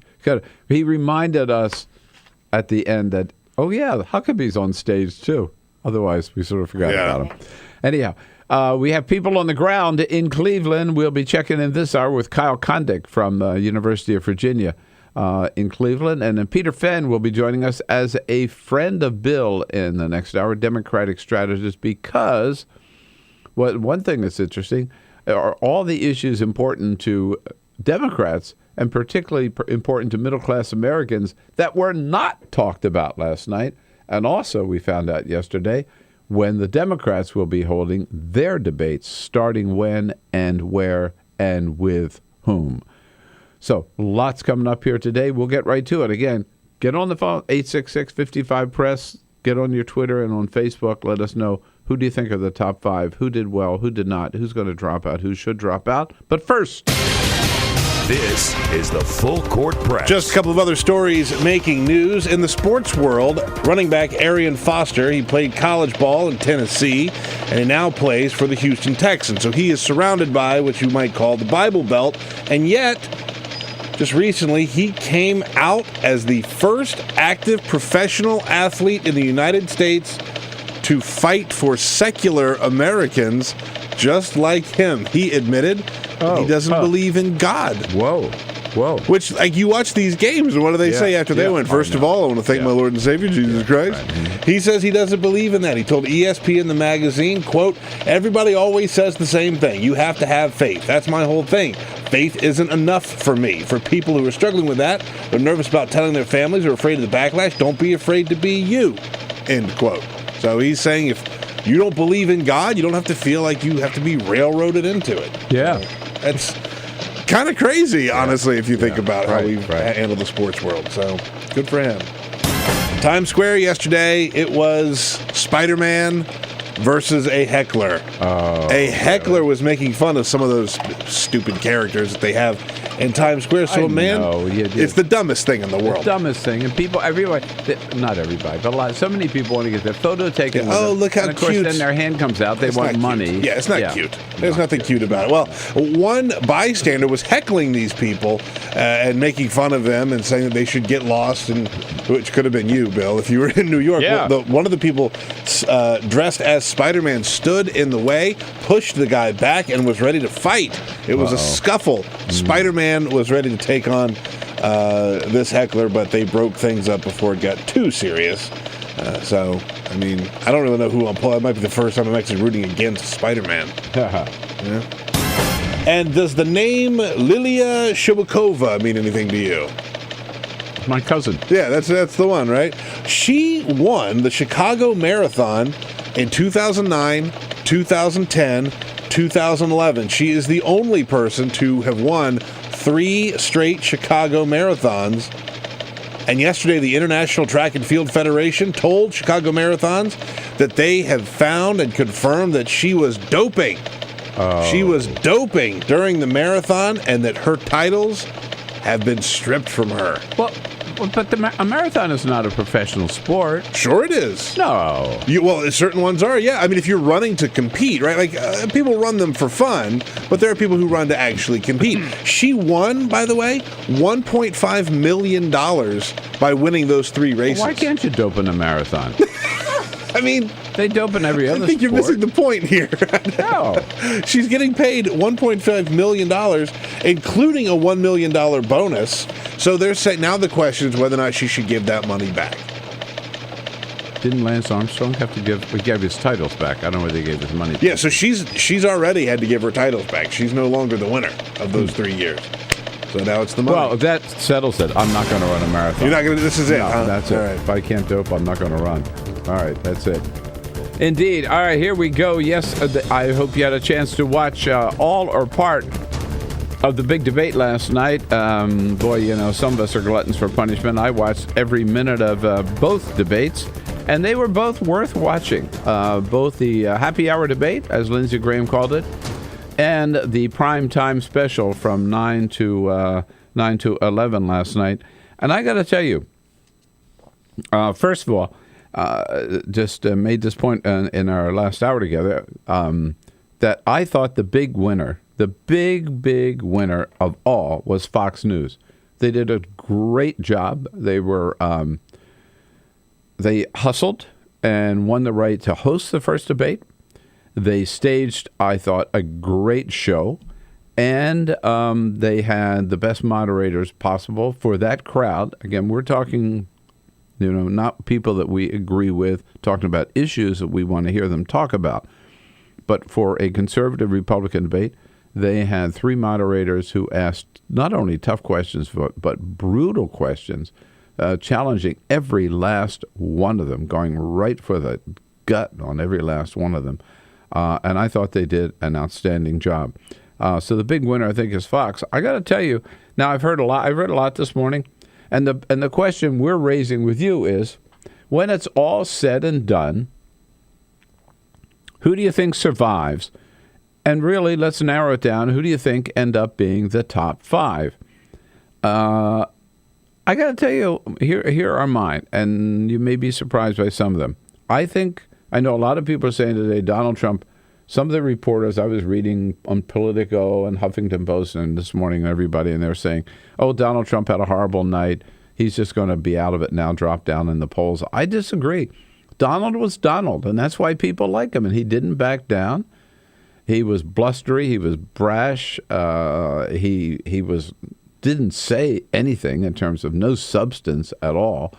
But he was just Mr. Great Big Bluster and Bluff. That's what people like about him.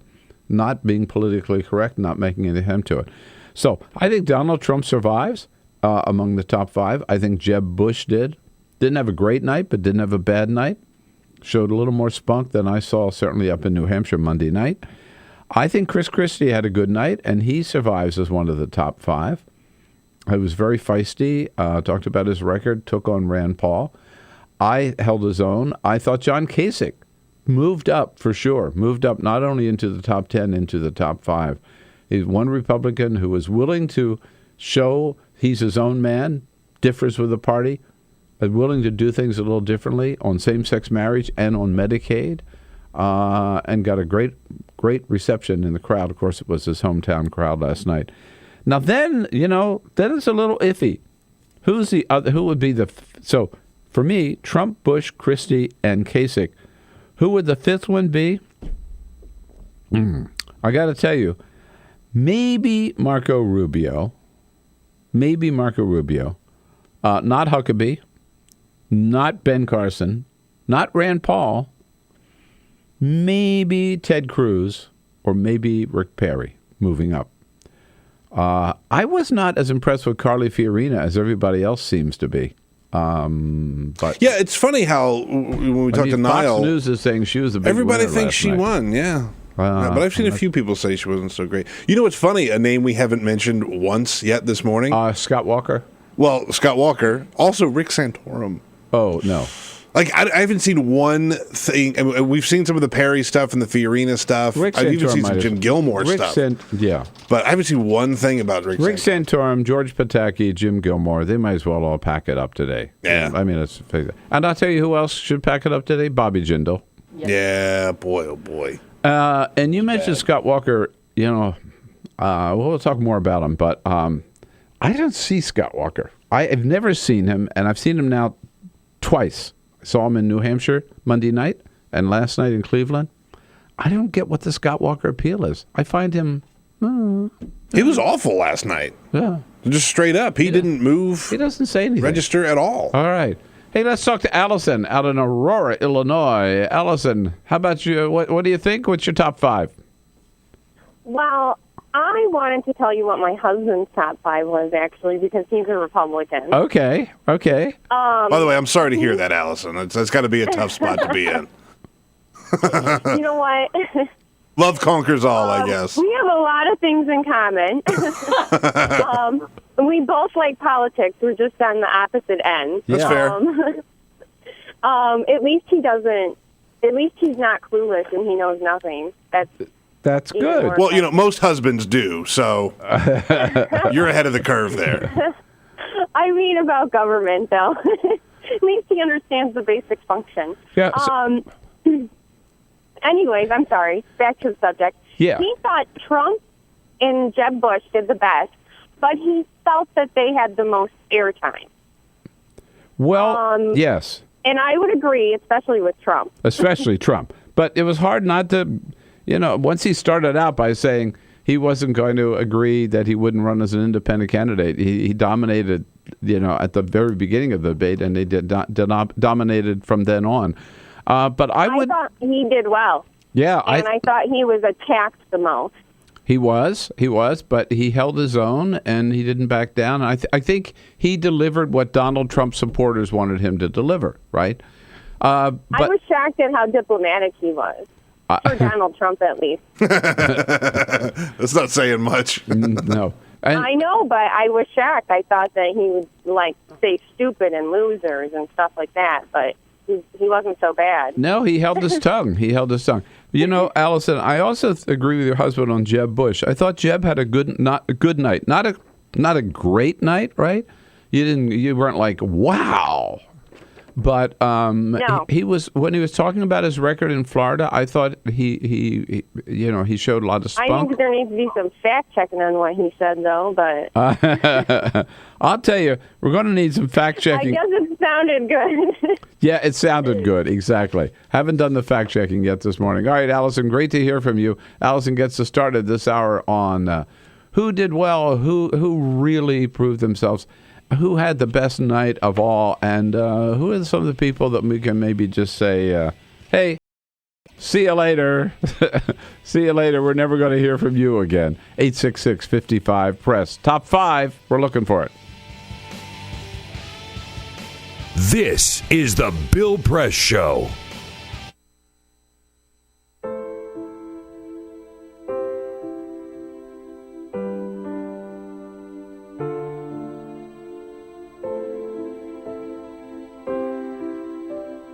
I have run these canyons for 6 million years.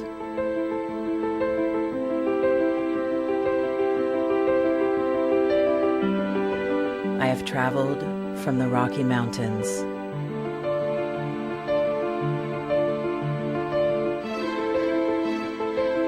to the deserts, through scorching heat and freezing cold, from the land of the dinosaurs to fields of food.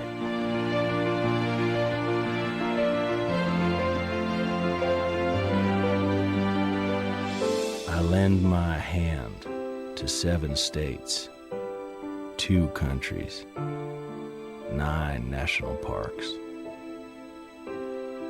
and 36 million people across an arid West. I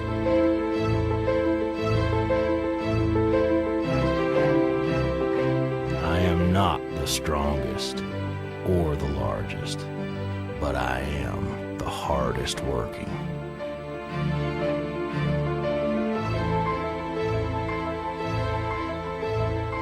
People love me. My playfulness, My beauty, my power,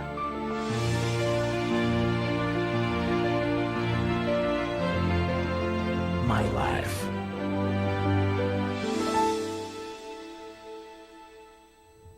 But I don't think I can offer any more.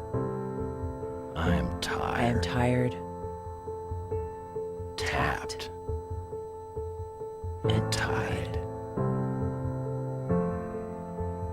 Of the hundreds of major rivers in the world, I am one of the few who no longer kisses the sea.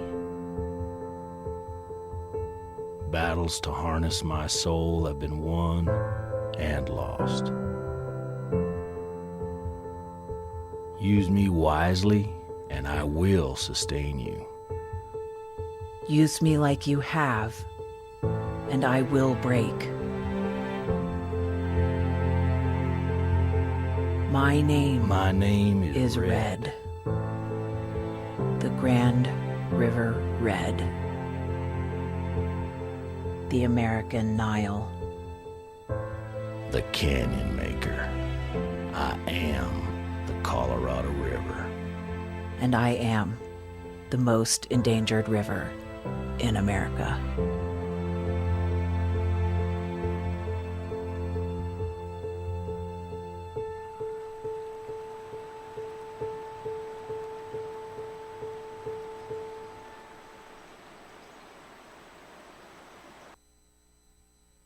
So, I'm kind of new here, but I've noticed a trend. My human does this funny thing where she goes around and gets all my toys, and then she hides them in that basket by the door. But it's always the same basket, and it's always in the same place. And then she acts so surprised when I find them, but, she's putting them in the same basket. Again. It's like, hello, that's where you put it last time. You were the worst at hide and go seek.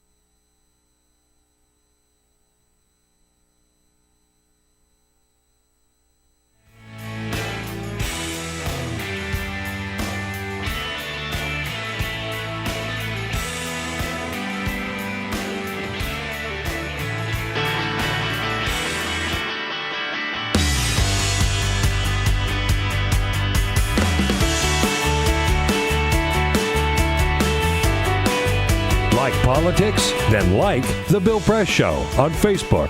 This is The Bill Press Show. You got it. Here we go, 26 minutes after the hour. Make that 27. Just turned. The Bill Press Show. After the half hour, we'll go out to Cleveland again. Kyle Kondik, who's a frequent in-studio guest with us from the University of Virginia Center for Politics, will be joining us on a newsline from Cleveland. Right now, we're taking a look at last night's debate, and particularly, who do you think moves up and who moves down? Kind of focus on who are the remaining five standing. Paul joins us now from Lucerne, California. Hello, Paul. What do you think? I think the expectation for Republicans, the bar's been pretty lowered if any of these guys did any good. I thought they all sucked. Sorry. Well, I really do. I mean, in that field, did any one of them? Not that you would want to vote for them, right? But any one of them. I can't believe anybody would vote for them. Any of them, huh? Yeah, I mean, it was embarrassing. The disingenuous stuff that came out their mouths. I mean, the two sitting governors are seriously dodging some serious indictments. Half Christie's staff went to jail, was on their way to jail, actually, and Scott Walker, the Supreme Court, had to destroy evidence in one of the cases against him. What's that about? Yeah. But yet he's still on the stage running for president. Well, yeah. And Rand Paul's, one of his chief advisors was also indicted this week. Yeah. A lot of them had some serious problems. Yeah. Thanks, Paul. Thanks for the call. A lot of them have some serious problems to contend with. But again, to the credit of the moderators, they brought a lot of that stuff out last night. I thought they did an excellent job. Kyle Kondik joins us next from Cleveland. Is the Bill Press Show.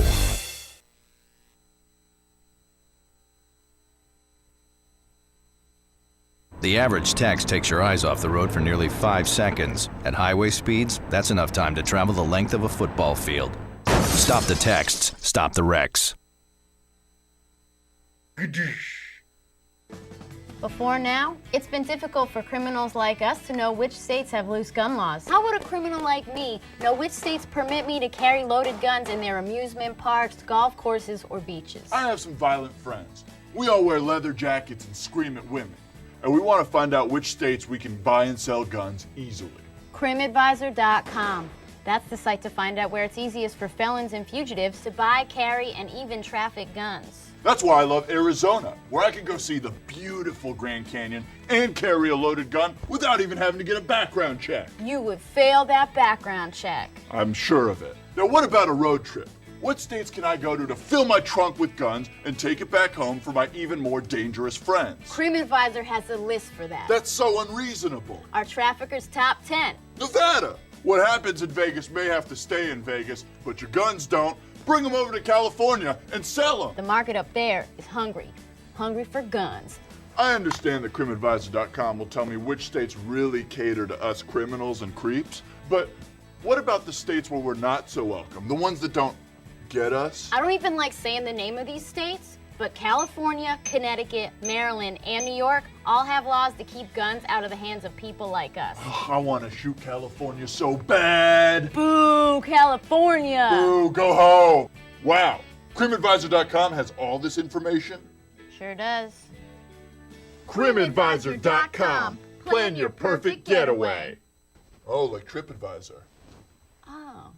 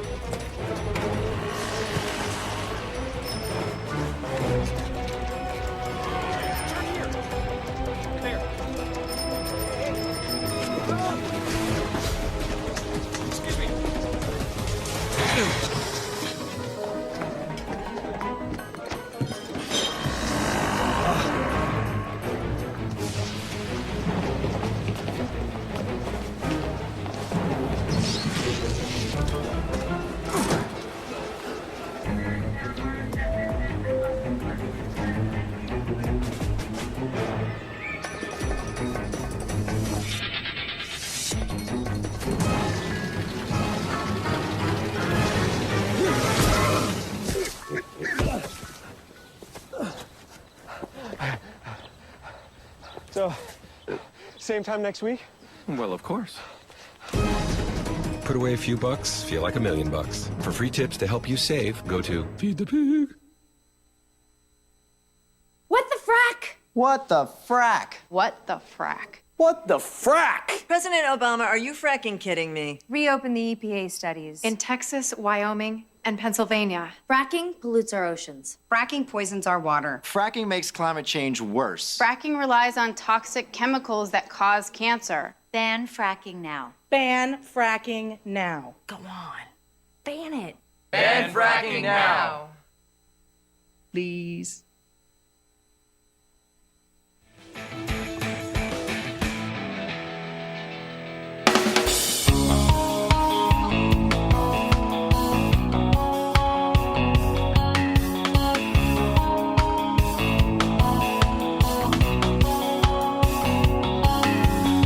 This is the Bill Press Show.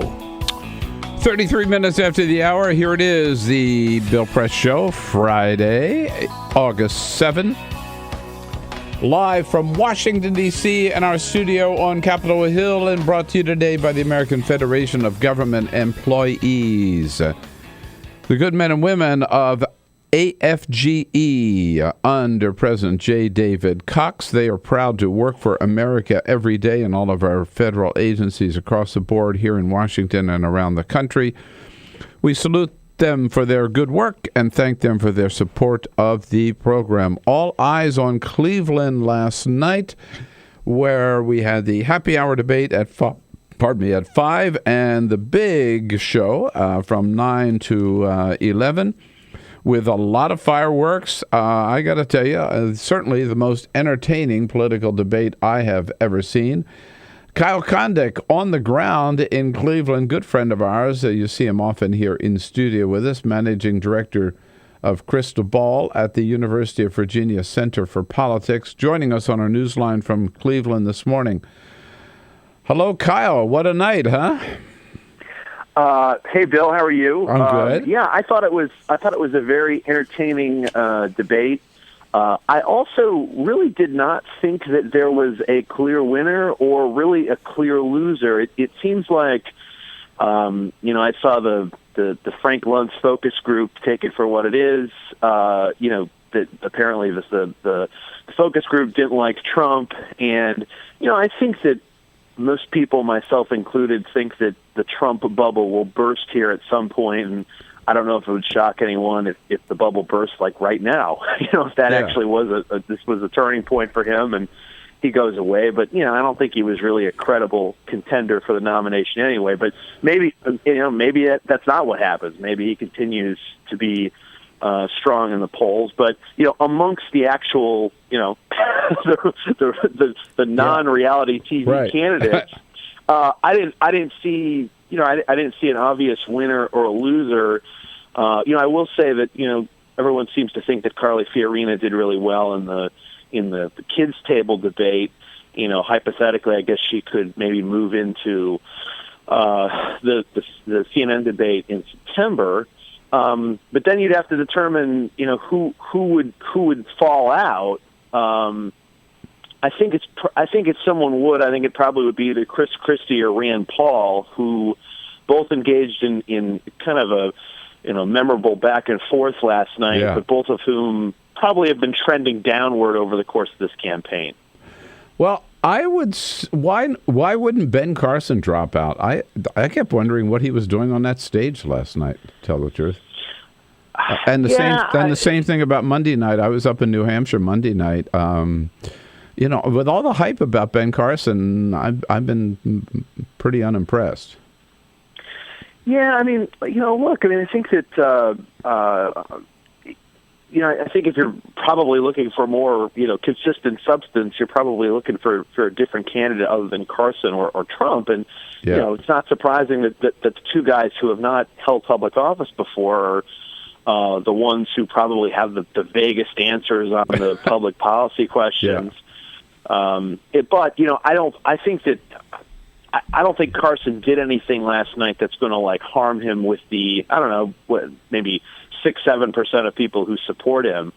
I think more broadly, I think everybody can everybody left the stage last night thinking they probably did pretty well. Uh-huh. And I don't have an obvious reason to think that they're wrong about that, if that makes sense.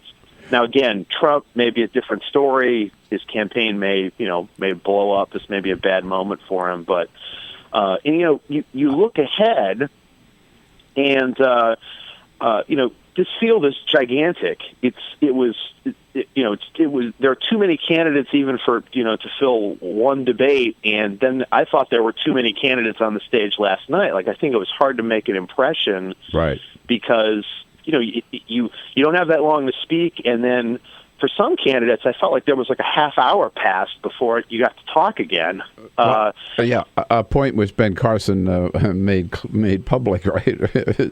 Stated himself. Mike Huckabee, because sometimes you kind of forgot that he was there. Same with Ted Cruz. I want to come back to Trump for just a second because I first thing I did this morning. Checking the various sites, which I do every day, right? And there was so much talk about, Trump was a big loser. Trump had a bad night. It's all over for Trump. I disagree. Again, this is not because I would support him or vote for him, right? We're just talking about his performance last night. He was Donald Trump, and I think he showed why those people who like him because of who he is, and that's what he delivered last night. I think the people who say that this is the end of him are the same people who said when he criticized John McCain that his bubble was going to burst. Didn't happen, right?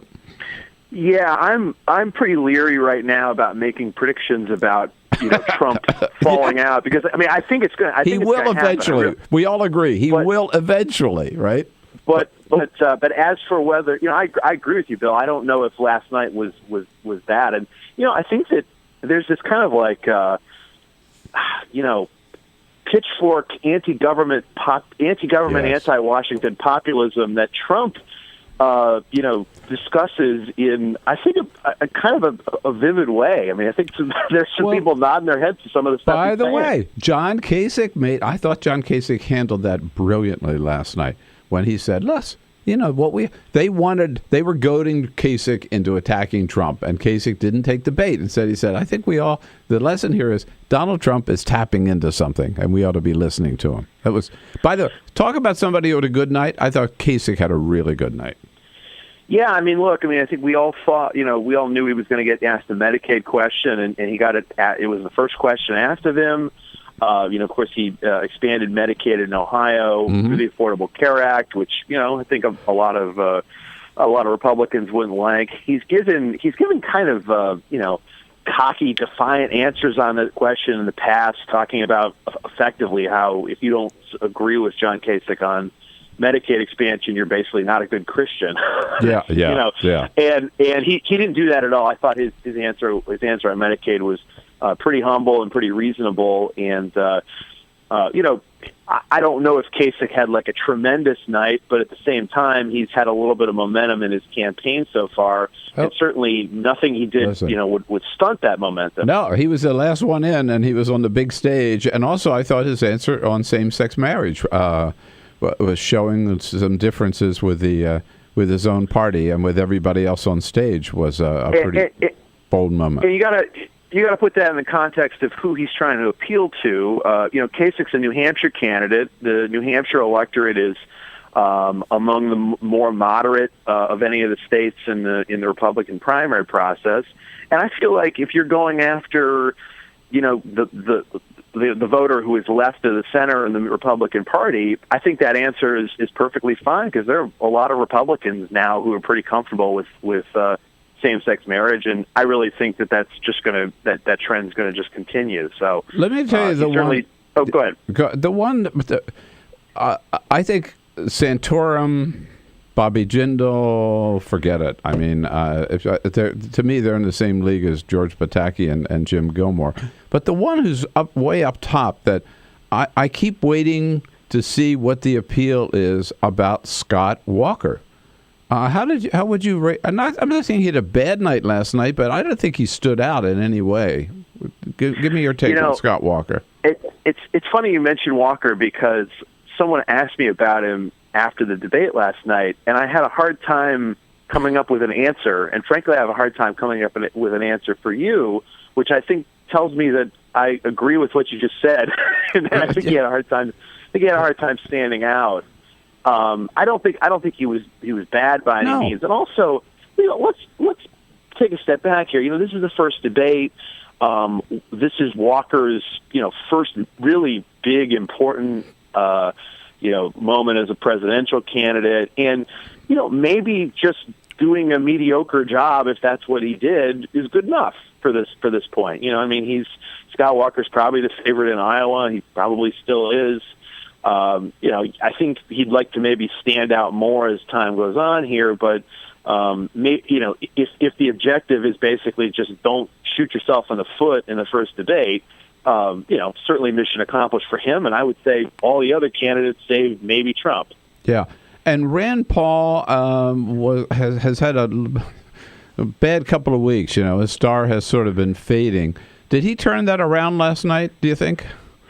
No, I don't think so. I think that he had that big confrontation with Chris Christie. And right. I just think that on those issues, the Hawks dominate the GOP, and I think that Christie got the better of Paul on that. And I think that as time goes on, Paul may continually be a punching bag for the other candidates on foreign policy. I was just reading about how the Republicans in Kentucky are still trying to figure out a way in which they can change Kentucky's primary to a caucus, so Paul can run in that and also run for renomination as senator from Kentucky. And he could be out of this race real soon here. There's just nothing going on for him, I don't think. Mm-hmm. Yeah. And I don't think he certainly does not want to surrender his Senate job. No, and he's a guy who could live to fight another day. But I think that Paul's problem is that he had this unique brand he inherited from his father, and I think he has just engaged in a lot of Me Tooism with the other Republicans. I think he sensed that particularly after the rise of ISIS, that the Hawks were again dominant in the GOP, and he's trying to kind of like go along with them on some issues.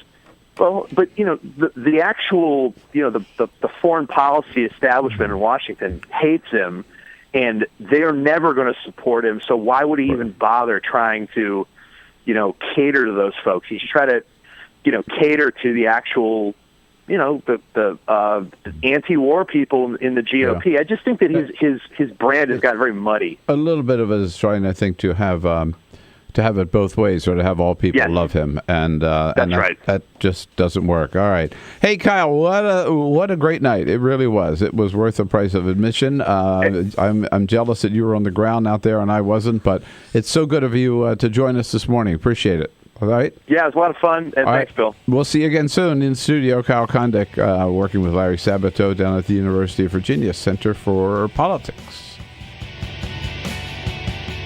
Follow us on Twitter @BP Show. This is The Bill Press Show.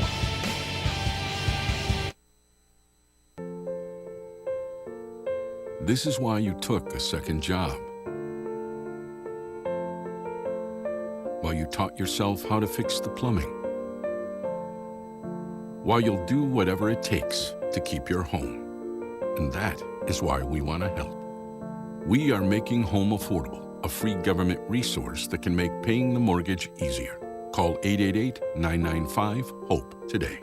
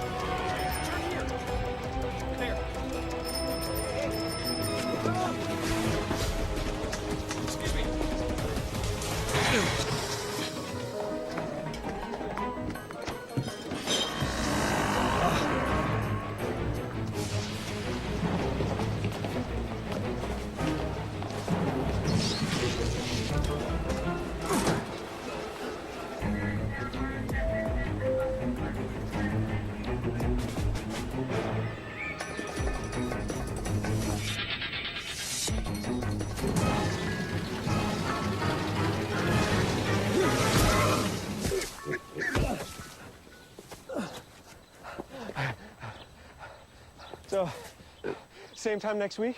Well, of course. Put away a few bucks, feel like $1 million. For free tips to help you save, go to Feed the Pig.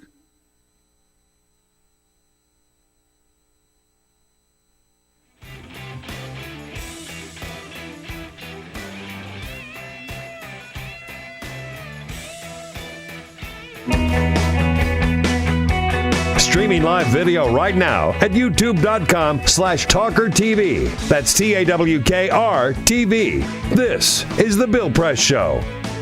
11 minutes before the top of the hour, Peter Fen, Democratic strategist and good friend, will be here in studio with us as a friend of Bill the next hour. And we'll continue our analysis of last night's debate and continue to get your reaction and give you ours of who should be in the top 5 and who we are likely to see no more of after last night's debate, who might drop out or who might even move up. There is some other news, President Obama, which I just want to touch on here briefly. President Obama leaves today for his vacation up in Martha's Vineyard. He'll be there a couple of weeks. At the White House yesterday, Josh Earnest was asked whether or not the president would be holding any meetings with legislators, members of Congress, while he is on vacation. And Josh smiled and said, "I doubt it." But he may want to be doing that because this day before yesterday, he leaves for his vacation. He got some bad news. The timing of this news was curious. It came down just as the Republicans were taking the stage for their debate last night. Senator Chuck Schumer from New York, who is the leading Jewish member of the Senate and who is the new, having replaced, was soon to replace Harry Reid as the Democratic leader in the Senate, already been designated as such and agreed upon as such. He announced that he is going to, Senator Schumer will oppose President Obama's Iran nuclear deal, that the president has been working very, very hard to get Congress to approve, particularly Democrats to approve. You know, this is bad news for President Obama. I think it's bad news for the world because Chuck Schumer, as the leader of the Democrats, is a very powerful voice in the United States Senate.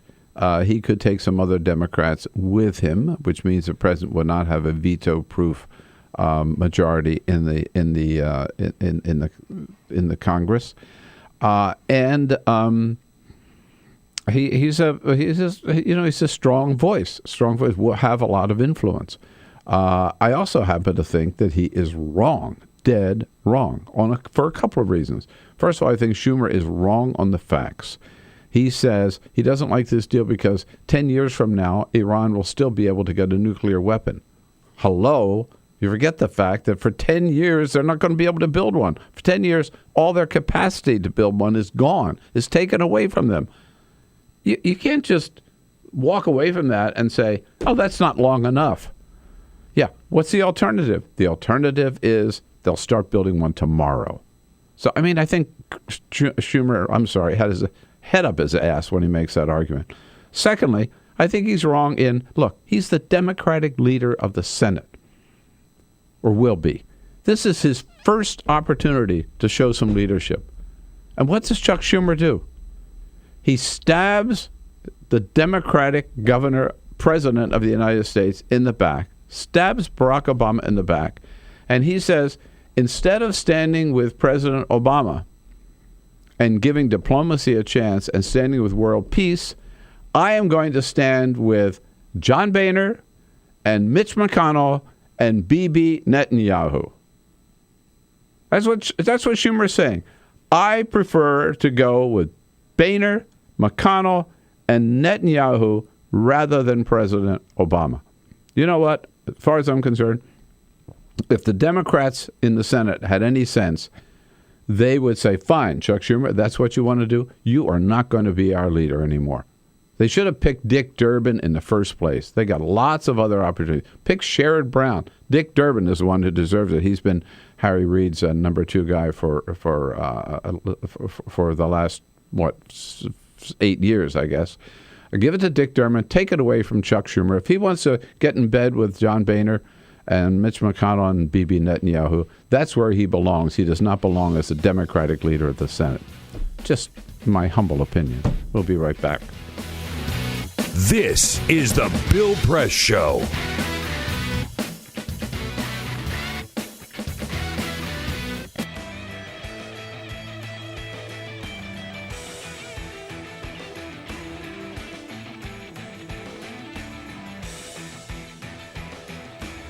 All right, hour number 3 coming up. We're going to continue with coverage of last night's big debate, both the happy hour debate and the big kids debate. We'll also talk about the fact that the Democrats have now announced when their debates are, how many we're going to have, and when they begin. And we'll talk a little bit about what we can expect when our 4 or 5 or 6 Democrats take the stage. Peter Fen, Democratic strategist, will be here as a friend of Bill for the entire hour, and we'll check back in Cleveland as well. Stay with us for hour number 3.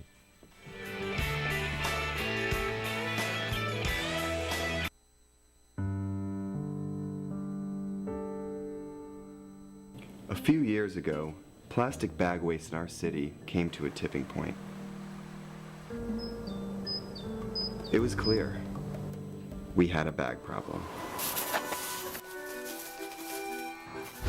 My department was tasked to reduce plastic bag consumption. We needed to come up with ways to change human behavior.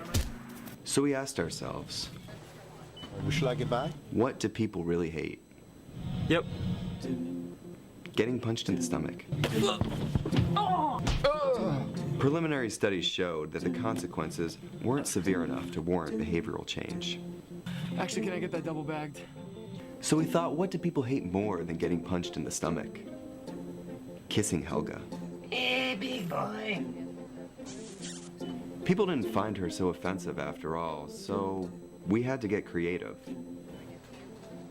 How many bags? Okay, now, pour this ice water down your pants. We tried everything.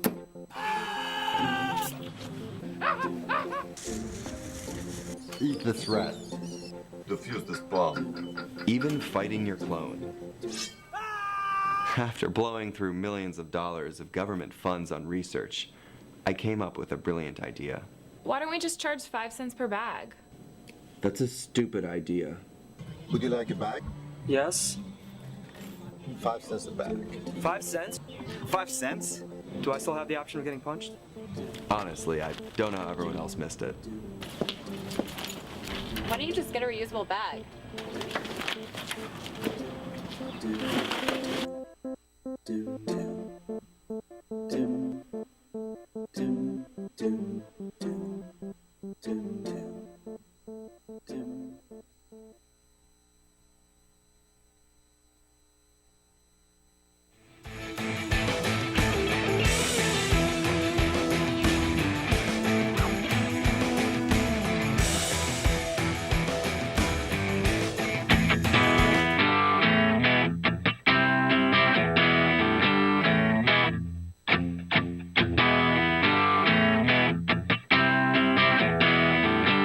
This is the Bill Press Show. Here we go. In the next hour, Peter Fen is going to be here, our Democratic strategist, our good friend, as a friend of Bill for the entire hour.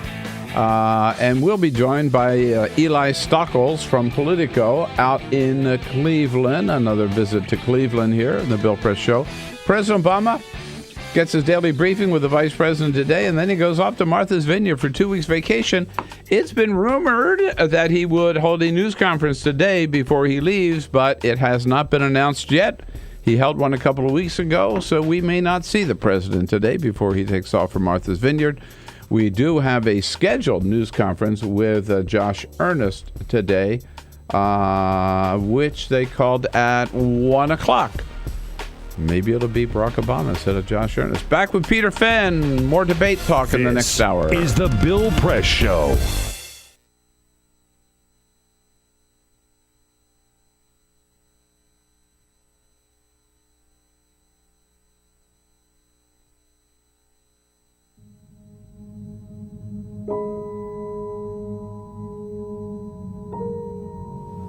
The hardest moments for me is when I'm laying awake in the middle of the night and I'm thinking about all the times I made a pitcher of Kool-Aid with the water, or I boiled a pot of corn or potatoes with the water. Those thoughts just stick with me in the middle of the night, and I feel horrible as a mom that I didn't know that something was wrong, but how could I have known? There's no way I would have known. The spill at Dan River happened when a drainage pipe that ran underneath an ash basin and dam collapsed, sucking out 6 decades of waste and spewing gunk directly into the river.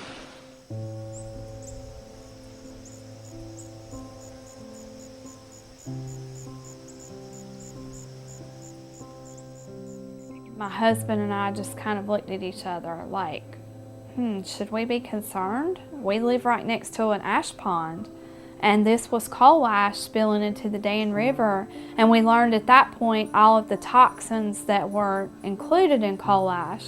A situation like Dan River, where there was a catastrophic disaster, gets people's attention, but the fact is that these coal ash pits have been leaking and poisoning people's groundwater and the state's surface waters for decades.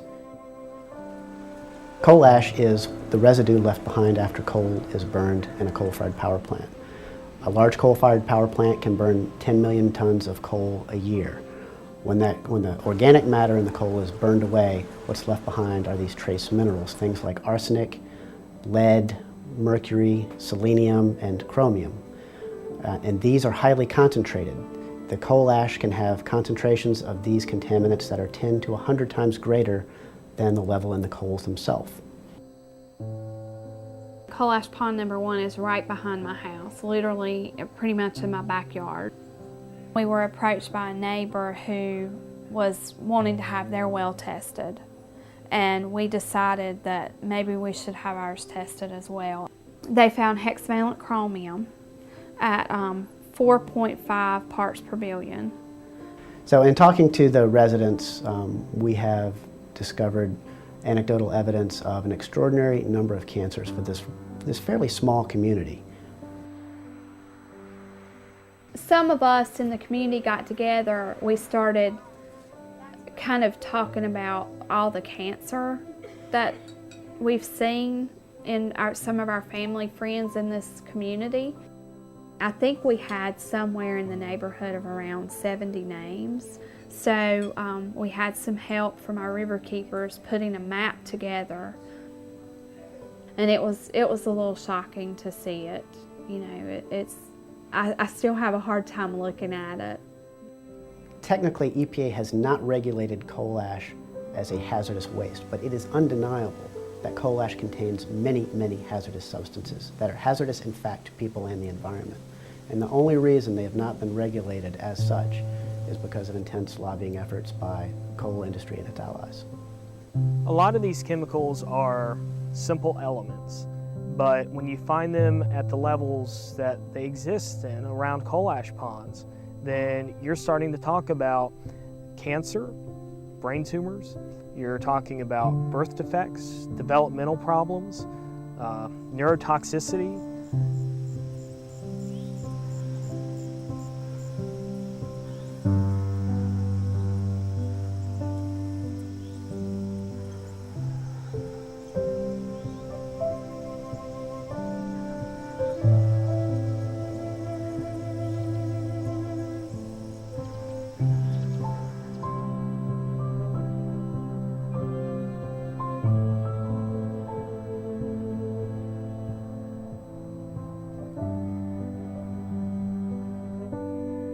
We began to look at legal options, cases that we could bring in court to protect communities and their citizens from these toxic leaking time bombs. In 2002, North Carolina enacted a public financing mechanism for judicial elections. This kept private money out of judicial elections. The repeal of the public financing program in judicial elections in North Carolina creates a dangerous precedent for all, and it gives corporate polluters and other special interests the opportunity to elect the judges that they want. And this is important for us all. Everyone should care about this, because when you think about the fact that the state and the federal government have basically abdicated their responsibility to regulate these issues, the state courts are the last stopgap. I think this is no longer a problem that's going to go under the radar. It has been exposed, and I am confident that we will ultimately, with the facts, win out and ensure that we have protected waterways. And so this is something that we all should care about. If we're worried about the water we drink and the air we breathe, we have to be concerned about money in judicial elections.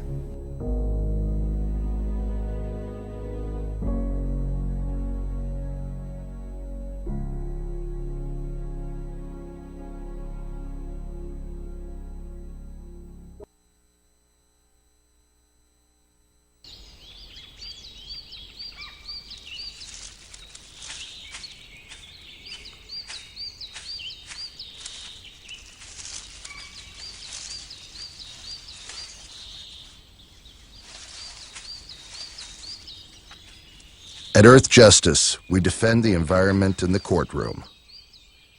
Join our fight. When you take a seat, you take a stand. Earth Justice, because the Earth needs a good lawyer. The average text takes your eyes off the road for nearly 5 seconds. At highway speeds, that's enough time to travel the length of a football field. Stop the texts, stop the wrecks.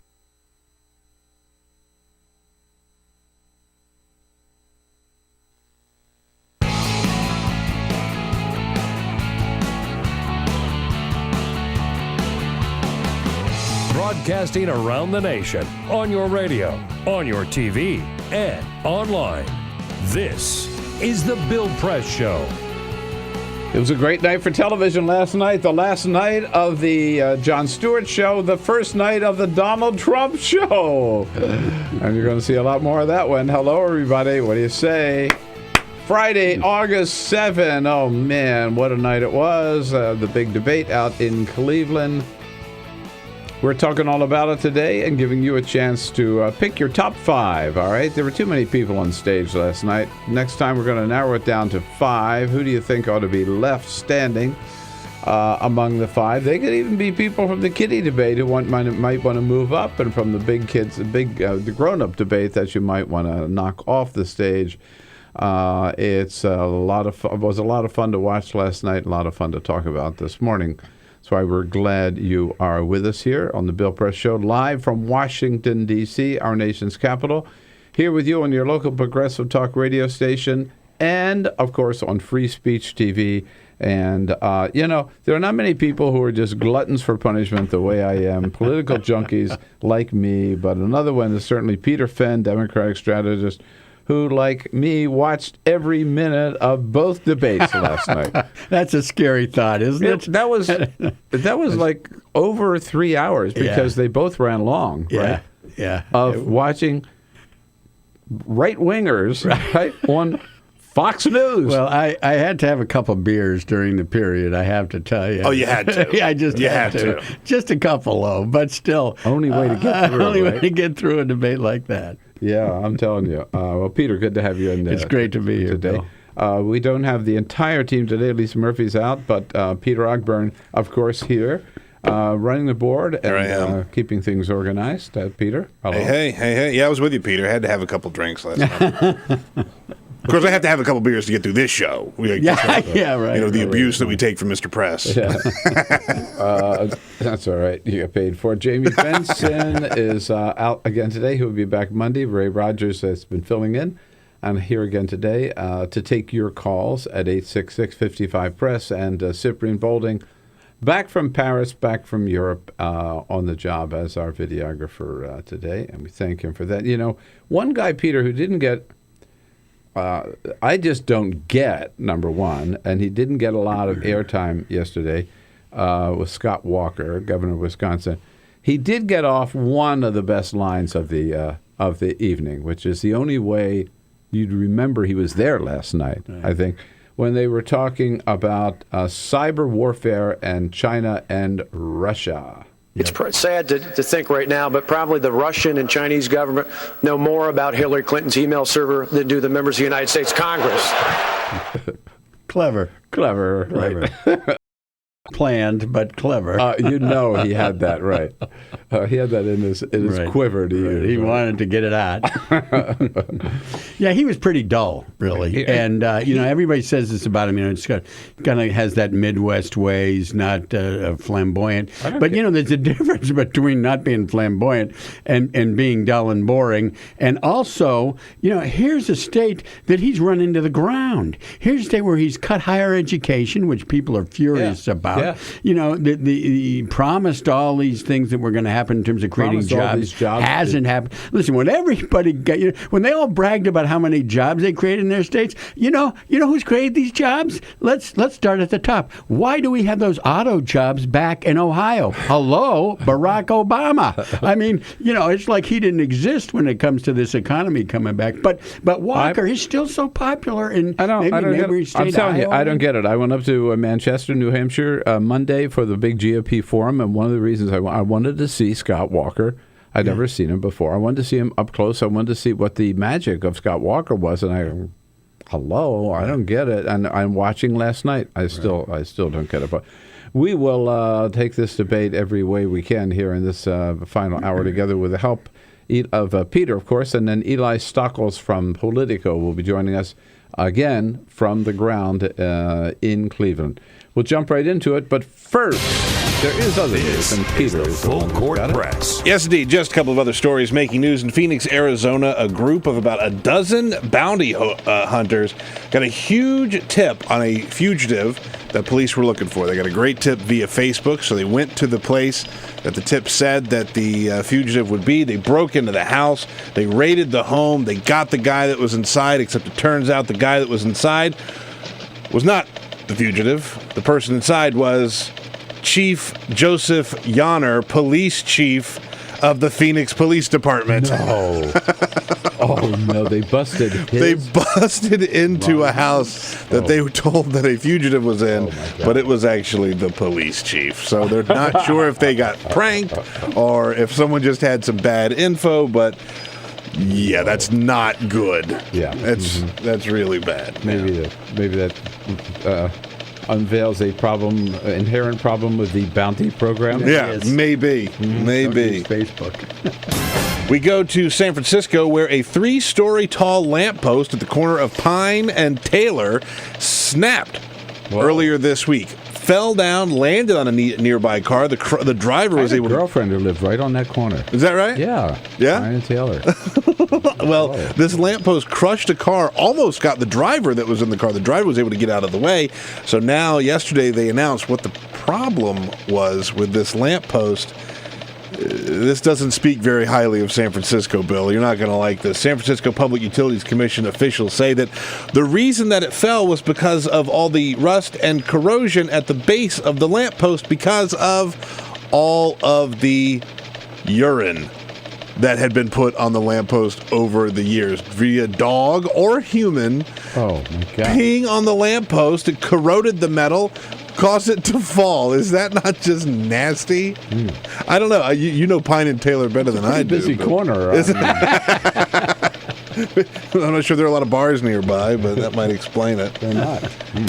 And if you're looking for a cold drink, adult beverage this weekend, you might want to skip Angry Orchard. The hard cider company announced yesterday that they are putting forth a voluntary recall for concerns that bottles may, quote, burst under increased pressure.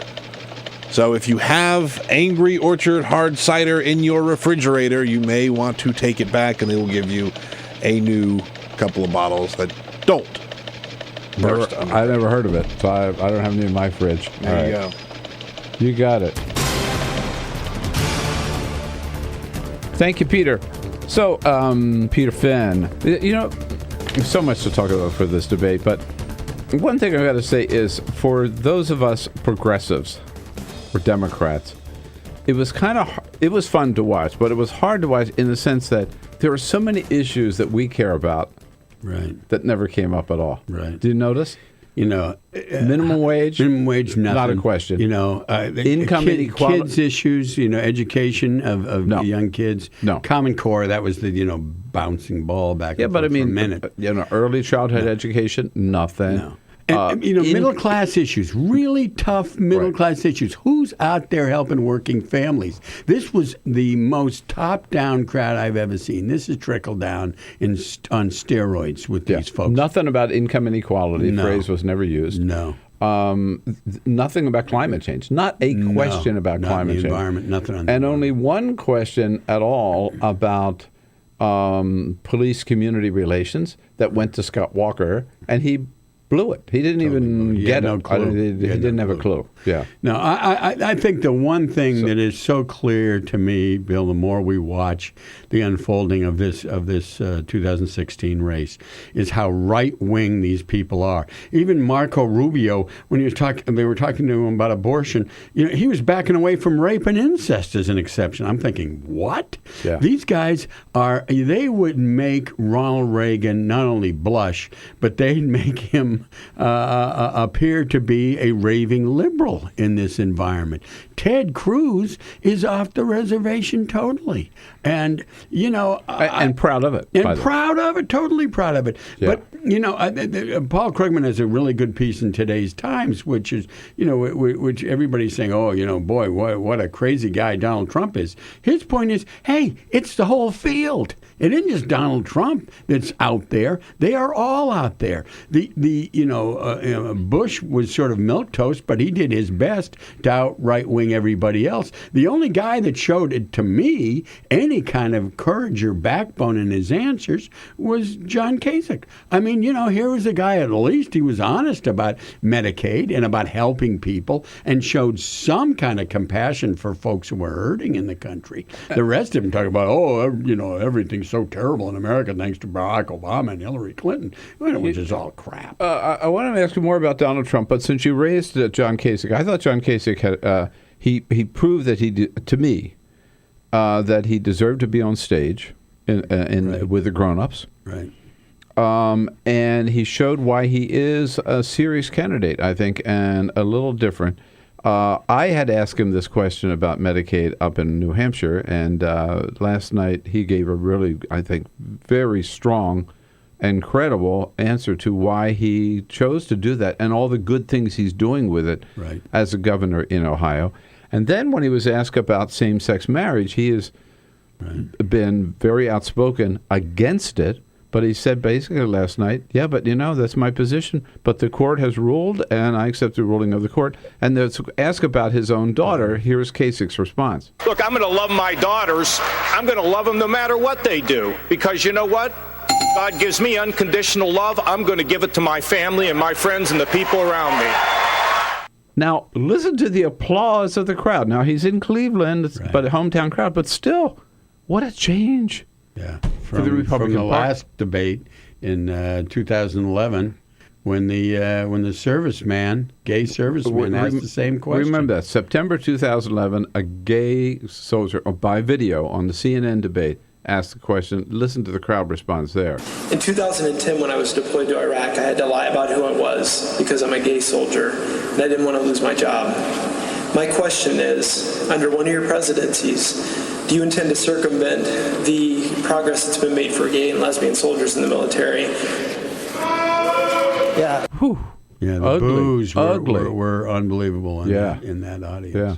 So I thought Kasich, shows that he is a person who sees the party has to broaden its reach. Yeah, but even he still holds the wrong view on the issue. I mean, if this is the forward-looking But he's willing crowd, to move on. Right, exactly. He's at least willing to move on. But these folks, Marco Rubio talks about being for the future. Excuse me, not very good on Cuban-American relations, is he? Yeah, not good on gay rights, is he? Not good on pro-choice, is he? No. Not good on helping middle-class families. These guys' policies are the policies of the past. Last night's debate was Throwback Thursday for the Republicans.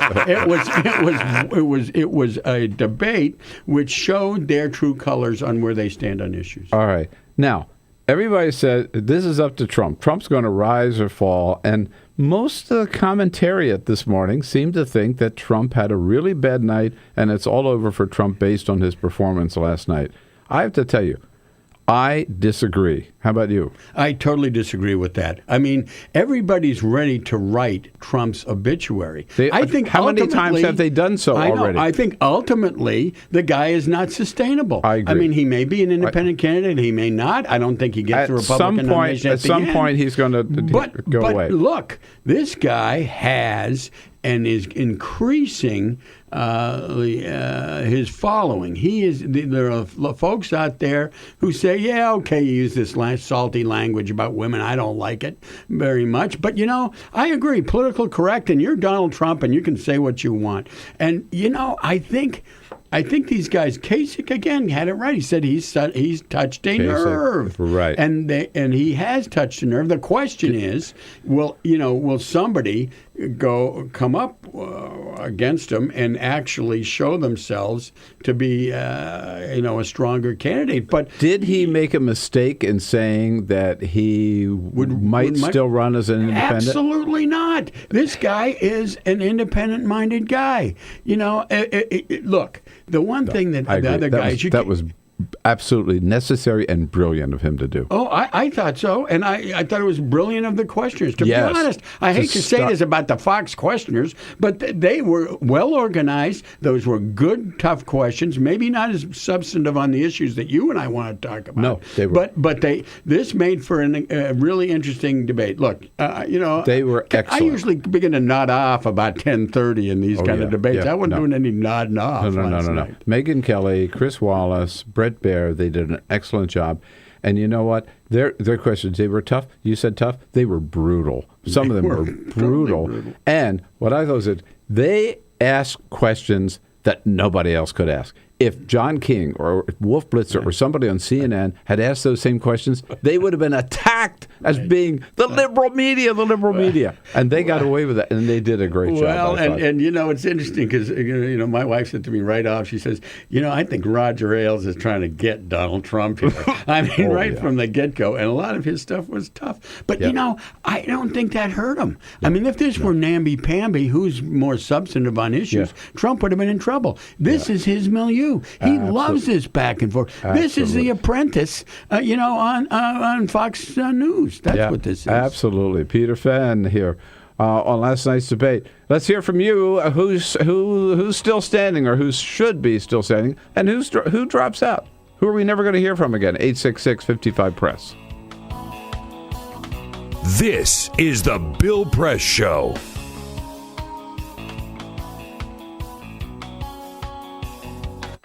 This is my computer. This is your computer. Let's go on the internet. Let's go. Click it. Yes. Okay. I cursor in between the R and the E. If I see dot, I want you to just push the period. She's gonna love me all over again. That's it. Jamaica, here you go. Here we go. Good job. Thank you. And I did it by myself. Feel smarter. So, I'm kind of new here, but I've noticed a trend. My human does this funny thing where she goes around and gets all my toys, and then she hides them in that basket by the door. But it's always the same basket, and it's always in the same place. And then she acts so surprised when I find them, but, she's putting them in the same basket. Again. It's like, hello? That's where you put it last time. You were the worst at hide and go seek.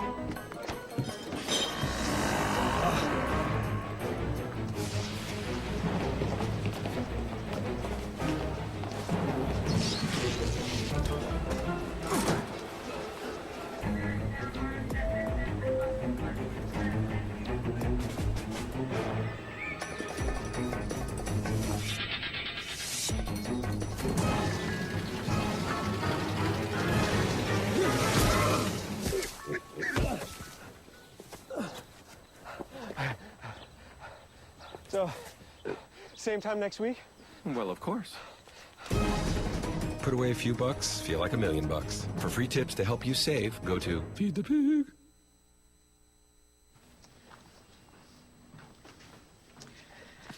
All right. I know this isn't any fun to talk about, but we should. Okay. So who's going to do what? I'll pack the dead batteries. Great. I'll only put what I don't need into a duffel bag. Perfect. That's totally unhelpful. No problem. Meanwhile, I will try to comfort everyone by speaking in a calm voice. And I'll try to get the generator going without any gas. Oh, let's not forget the cell phones, which probably won't work. Right. And who is going to handle supplies? I can forget to do a list for us. Thanks, pal. Well, I think we couldn't be any less prepared. I'm proud of you guys. Talk to your kids about who to call, where to meet, what to pack. Visit ready.gov/kids for tips and information. Hey, thanks for stopping by. You know, I followed your character since the first episode. I'm a big fan, big fan. Thank you. And listen, your storyline, it makes for incredible TV drama. Thing is, your drug use is very adult content. Too adult for the kids. So I'm gonna have to block you. Oh, man. Yeah. Well, have a good one. You're a nice lady.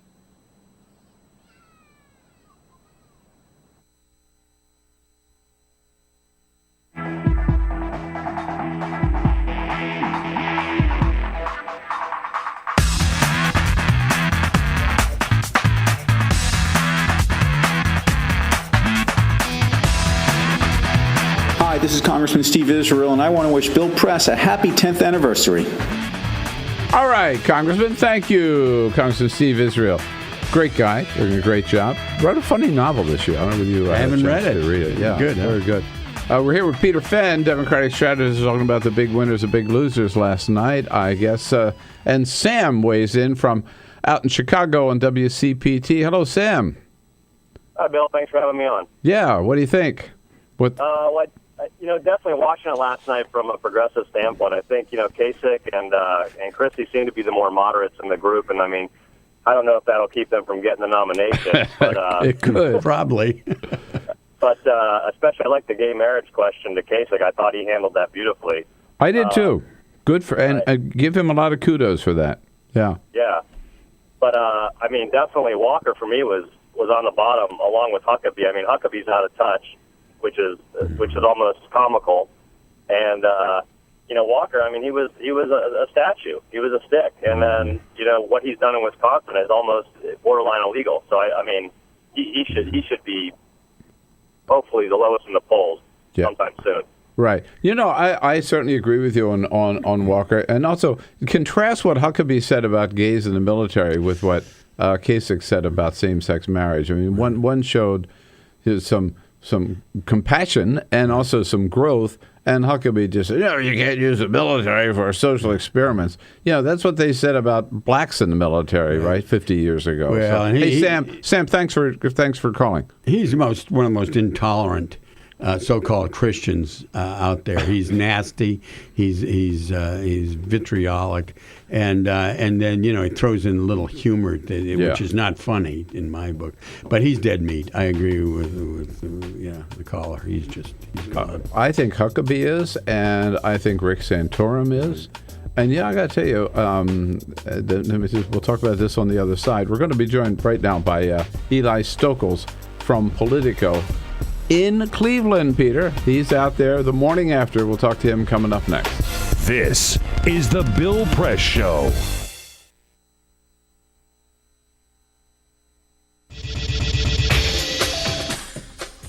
Tune into Free Speech TV for Democracy Now!, a national, independent, award-winning news program bringing you people and perspectives rarely seen on corporate media.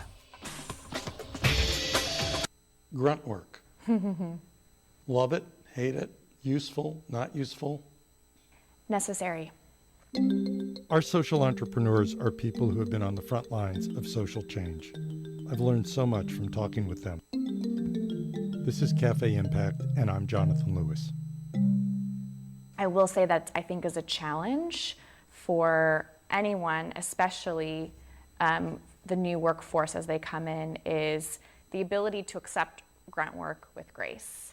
The most boring, awful details are the most important elements of doing this work. From the way you save names in your Rolodex to the way you bank and you deposit checks. The truth is, this work isn't glamorous, it's rewarding. You don't go into this for the glamour, you go into it for the impact. And so it takes that determination to do the scut work to actually get anywhere. It can be really challenging in a first job for someone who's coming out of finishing school to have the enthusiasm that they do to make the type of social impact that they've dreamed of. And now they're here in this first job, and all of a sudden they're shouldered with all this grunt work. And they don't understand, and they don't get it, and they're resentful. Talk more about the power of answering phones. Sure, I did that myself, took out the trash, cleaned offices when I had to, and it's all good. There's power in being a good team player and in being somebody who sometimes has to support other people's leadership before you get to have your own moment in the sun. Is it hard to wait? It is absolutely hard to wait, especially if you're an alpha female like I am. I think grunt work can help a new employee build trust internally and teach them the nuances of how an organization is run so that they can have a real good sense of what HR is doing, what finance is doing, what all of the other departments are, and that actually makes them a better employee in the long run. So in my role on a daily basis, I literally can be looking at a new venture in software. We could be looking at a microfinance deal. I could be making coffee, taking out the trash, and riding a tractor on any given day. Have you found people who thought it was demeaning that they were given this job, work in the front office and make the coffee when they graduated with all A's from this great university? Yeah, people like that just don't last very long in our world. If your approach to life is that, you're so smart and you're such a fabulous entrepreneur that you can't understand why people aren't giving you opportunities, it's really hard to advance.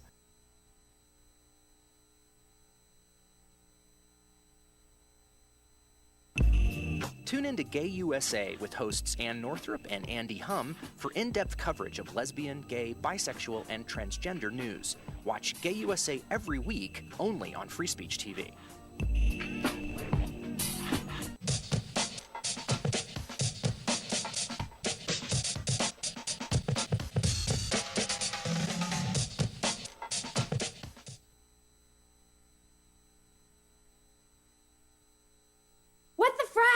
What the frack? What the frack? What the frack? President Obama, are you fracking kidding me? Reopen the EPA studies. In Texas, Wyoming, and Pennsylvania. Fracking pollutes our oceans. Fracking poisons our water. Fracking makes climate change worse. Fracking relies on toxic chemicals that cause cancer. Ban fracking now. Ban fracking now. Go on.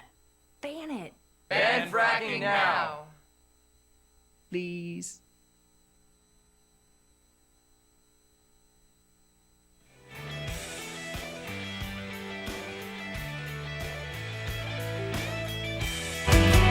This is the Bill Press Show. All right, you got it. 33 minutes after the hour. Here we go. The Bill Press Show on a Friday. What a Friday it is. A big Friday after the big debate. Coming to you live from Washington, D.C. We're here in our studio on Capitol Hill, and we are brought to you today by the International Association of Machinists. The men and women of the Machinists Union under President Tom Buffenbarger, sharpening America's edge on the global economy, bringing manufacturing jobs back to this country, and helping us hold on to the ones that we've still got. For more information about all their good work, go to their website, goiam.org.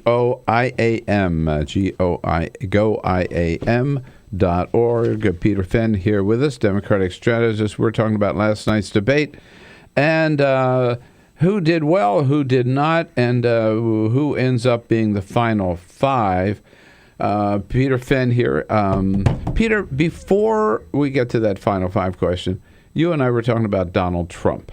He started out It was clearly the Trump show from the very, very beginning when they asked that question, which I thought was a brilliant stroke. Okay, but let's say all of you would agree that you're going to support the nominee no matter who it is, and you would never run as an independent. If you don't agree, raise your hand.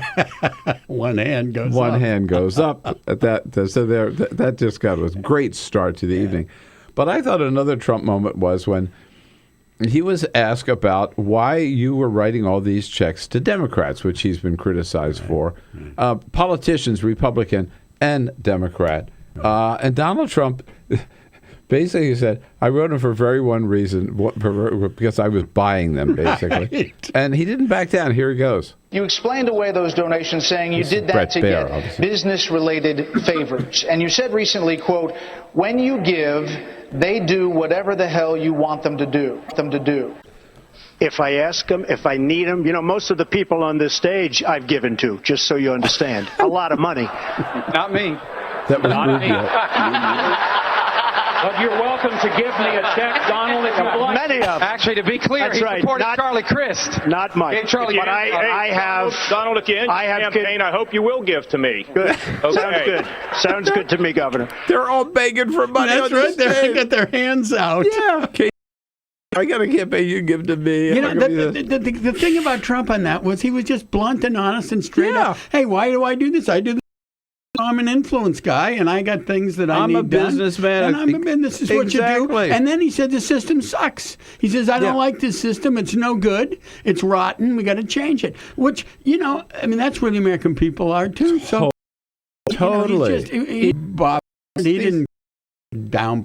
These people, just to finish, just a second, they say, all right, specifically, name one thing you got. Here he goes. So what'd you get from Hillary Clinton and Nancy Pelosi? Well, I'll tell you what. With Hillary Clinton, I said, be at my wedding, and she came to my wedding. You know why? She had no choice because I gave. I gave to a foundation that, frankly, that foundation is supposed to do good. I didn't know her money would be used on private jets going all over the world. Oh, then he turns it around. He is one clever dude. There is no question about it. Okay. He has no filter. He has absolutely no filter. No, so here's the thing. So now look, if you look at Politico today, on the front page, and this has been the top story until just like 2 seconds ago, and they lowered it down to the second tier.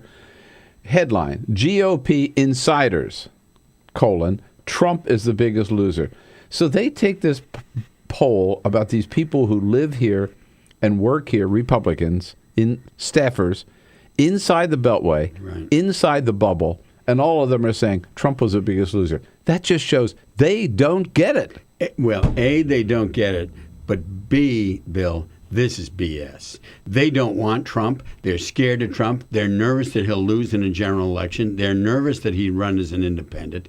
They want to do everything they can to deep six him. And even in a debate like this, where you have front page Washington Post, front page New York Times, front page LA Times, front page Boston Globe, talking about Trump as the focal point of this debate, and how it was all about him, and how he did not turn people off that much.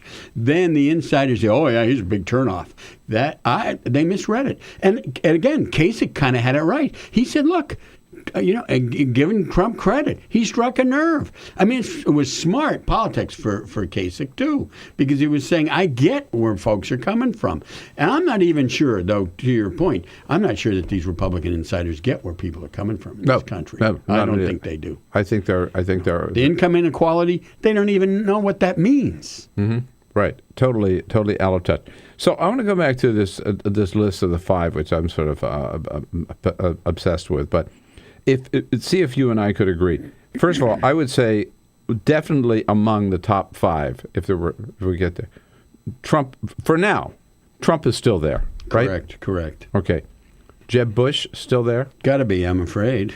Yeah. Even though his performance wasn't too great. He didn't have a bad night, but he didn't have a great night either. In a sense, right? Right. John Kasich?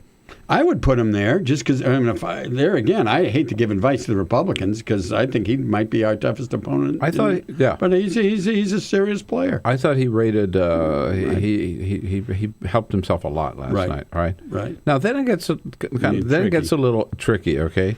4 and 5. Chris Christie? I thought Christie did very well on a couple of things. I thought he was, the only candidate out there who really said, look, entitlements is a problem. Here's my plan for Social Security reform. Huckabee ducked like crazy from it. At least the guy, and on the security debate, took on Rand Paul. Took on Rand Paul big time, and I happen to agree a little more with Rand Paul on this. So do I. But Christie made a strong, good argument, and I tell you, if it weren't for the Bridgegate stuff and some of the style problems, I think Christie would be up there, but I wouldn't count him out yet. No, that's right. I wouldn't. So Christie's certainly a question mark for 4, maybe already there. But then it really gets tricky. I mean, it could be, is it Rubio? Is it Cruz? Yeah. Is it Perry? Is it Walker? Is it Fiorina? I think, look, Walker, for some reason, partly because of Iowa, has some cred. Let's see what happens with Walker, whether he hangs in there and stays in this thing. They're all trying to be the alternative, really, to Jeb Bush in the end. They want to go one-on-one at the end with Jeb Bush, Trump complicating that factor. Right. But I think you've got to put Cruz. I don't think so. Cruz is just, he's a master debater. He was one of the great debaters at Princeton. You could see it, especially at the end of that thing last night. He was on fire. But, end of the day, he's just too out there. Now, Fiorina, I think, because of her performance last night, is going to be elevated. I think she's pretty tough. And to put in there, I think Lindsey Graham, sadly, is not going anywhere. I don't think. I think in terms of those who are not going anywhere, Lindsey Graham, Jim Gilmore for sure, George Pataki for sure. I'd have to say Rick Santorum. Yeah, I think he's toast. I think his time. And I think his campaign's blown up. He's not raising any money at all. I'd put Bobby Jindal in that category. Oh yeah, Bobby Jindal was shown last night to be a complete total goof. Yeah. So those 5. I don't know whether I mentioned. I would put Ben Carson there. Carson, I think, again, he came up in some polls, but I just don't think that there's a serious thing going on there. And he was pretty bad in the debate. He's out of his league. This is like go back to surgery. You're a good neurosurgeon. Other than talking about he's the only one on stage who had separated Siamese twins, he had nothing to say last night. Nothing. No. Yeah, and even complained that he wasn't called on enough. How about Rand Paul? I think he has a bit of a following with the younger set, with some civil libertarians, but end of the day, especially on his foreign policy stuff, he's really out of touch with the Republican Party right now. I mean, I happen to agree with a little bit of his approach there, but I just think he is a different kind of Republican, as he says, but the wrong kind of Republican, I think, to win this nomination. You and I both talked about how unimpressed we were with Scott Walker. I've got a big question mark, I must admit, and you mentioned it earlier too. I don't know Marco Rubio. He's cute. He looks good. He looks young, and he looks like, boy, this could be the new face of the Republican Party.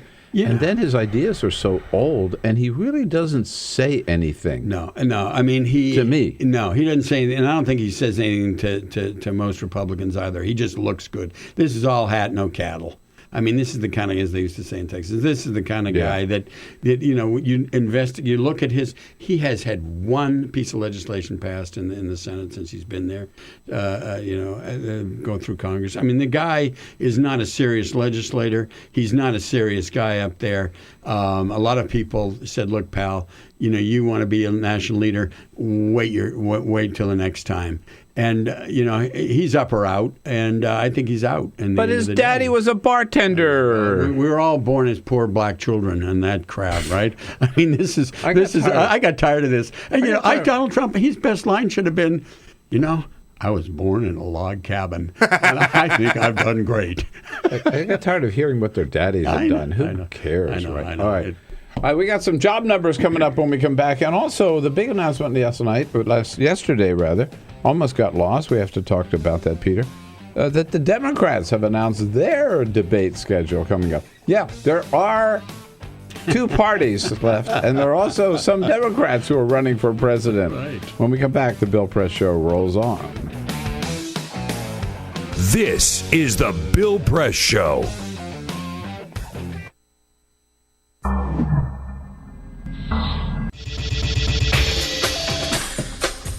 Tune into Free Speech TV for Democracy Now!, a national, independent, award-winning news program bringing you people and perspectives rarely seen on corporate media. I'm the retired bishop with the Episcopal Church as the bishop for all chaplains in federal service. I read that there was a group of people that represented a sense of injustice that I had. We'd lost Zuccotti. I mean, there was a kind of a hope that maybe Trinity Church would be gracious and give refuge. We picked this day where we would gather and demonstrate that Trinity was closing its ears to what was happening. We marched around the block, and I realized that, my goodness, they're carrying a ladder. And I thought, well, this is the moment.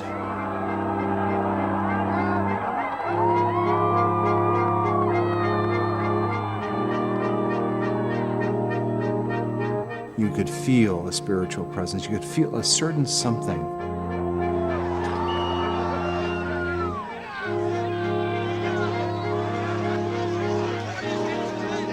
And then the cops came in. It got brutal. Yeah, I'm with you right here. Robin, I'm here. The church needed, in this moment in history, to stand alongside of these protesters. The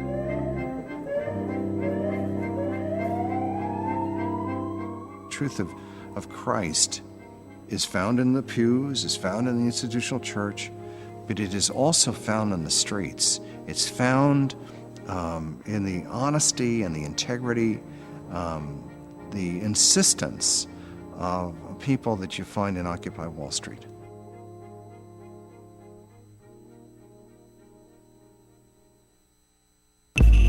Tune in to Gay USA with hosts Ann Northrup and Andy Hum for in-depth coverage of lesbian, gay, bisexual, and transgender news. Watch Gay USA every week, only on Free Speech TV.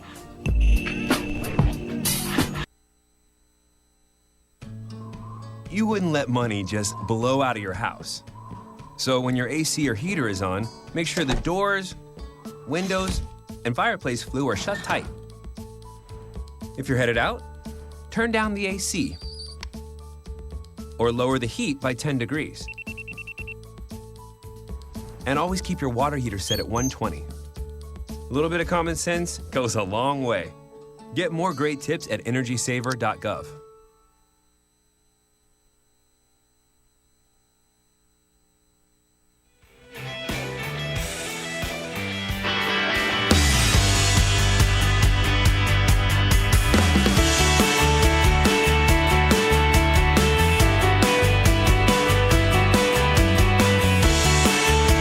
Get social with Bill Press. Like us at facebook.com/Bill Press Show.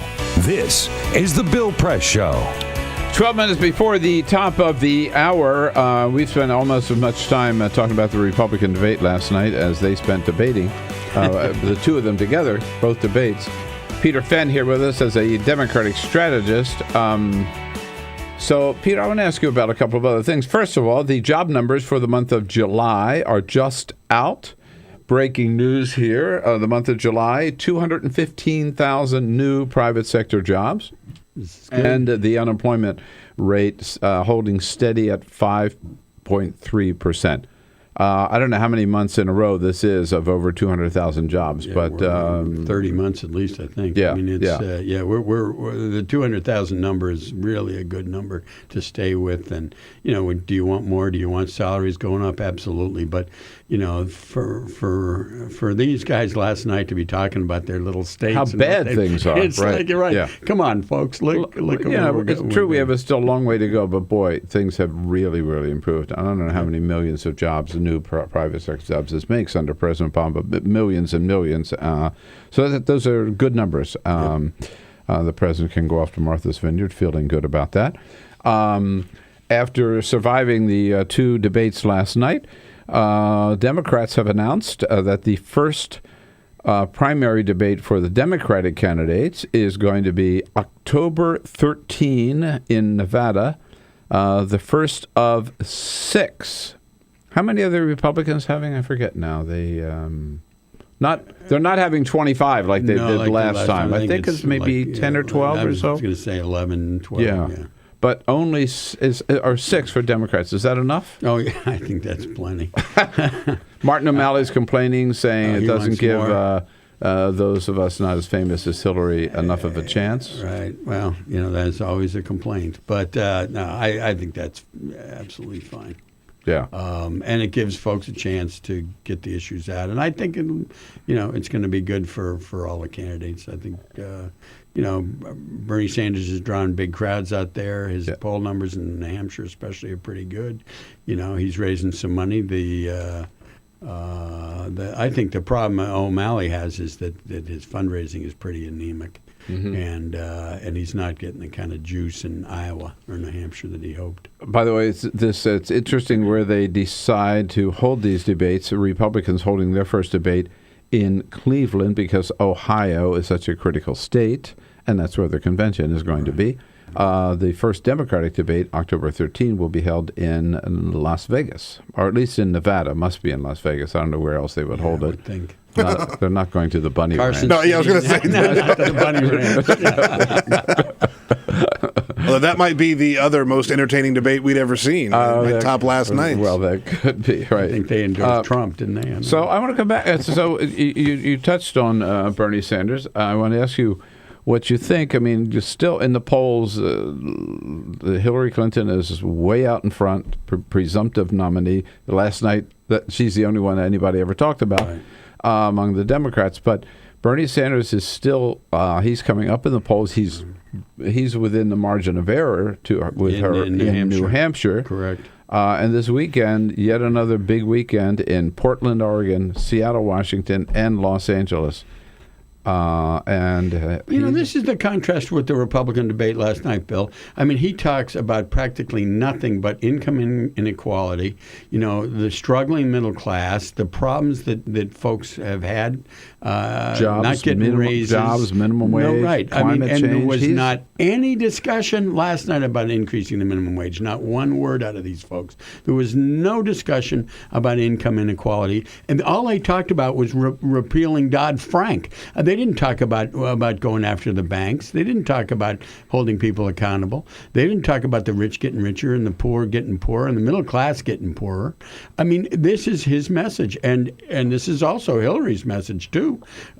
He makes it very, very, and he's been making it for 40 years. I mean, he's got if you look back at some of the speeches that he used to make in Vermont when he first started, very similar to the speeches he's making now. But it does resonate with a lot of people. And I think that's, I mean, I don't know how Donald Trump can make that argument, but, he channels the anger, but it's not, it certainly doesn't appear to help the middle class or working people. I was told yesterday that Bernie is soon going to be putting out an updated copy of the book he wrote 20 years ago in the House of Representatives called Outsider in the House. They haven't changed a word of it. Yeah. Because the issues he was talking about still matter. They're adding it afterward about being a presidential guy. But the issues he was talking about and the positions he took then were exactly the issues that he's talking about today. Right. And finally, the rest of the country has caught up with Bernie. Right. Now it is economic populism. That is. I think I think the message is key. You and I like Bernie very much personally. I don't think this is. I don't feel good, to be perfectly blunt, about having him as the nominee of the Democratic Party, because I think we'd lose, and I think we'd probably lose badly to almost any of those guys up on that stage. And I'm being very honest about that. A lot of it is there's a lot more to running for president than what he's talking about. Secondly, I just think they're not going to elect a socialist. I mean, that word is just it's just a death knell in the general election. But could he win some primaries? Absolutely, he could. Mm-hmm. Could he get a lot more focus on him? Absolutely. And God bless him. Well, just speaking for me, I would vote for him over anybody on that stage. I would too. I would too. Are you kidding? That group is way out there. Oh, man. Well, Peter, you and I have to take a long nap today after watching all that the debate last night and have another couple of beers. Thanks so much for coming in today. It's always a pleasure. Always good to see you. We'll be back, wrap things up for the whole week coming up. This is the Bill Press Show.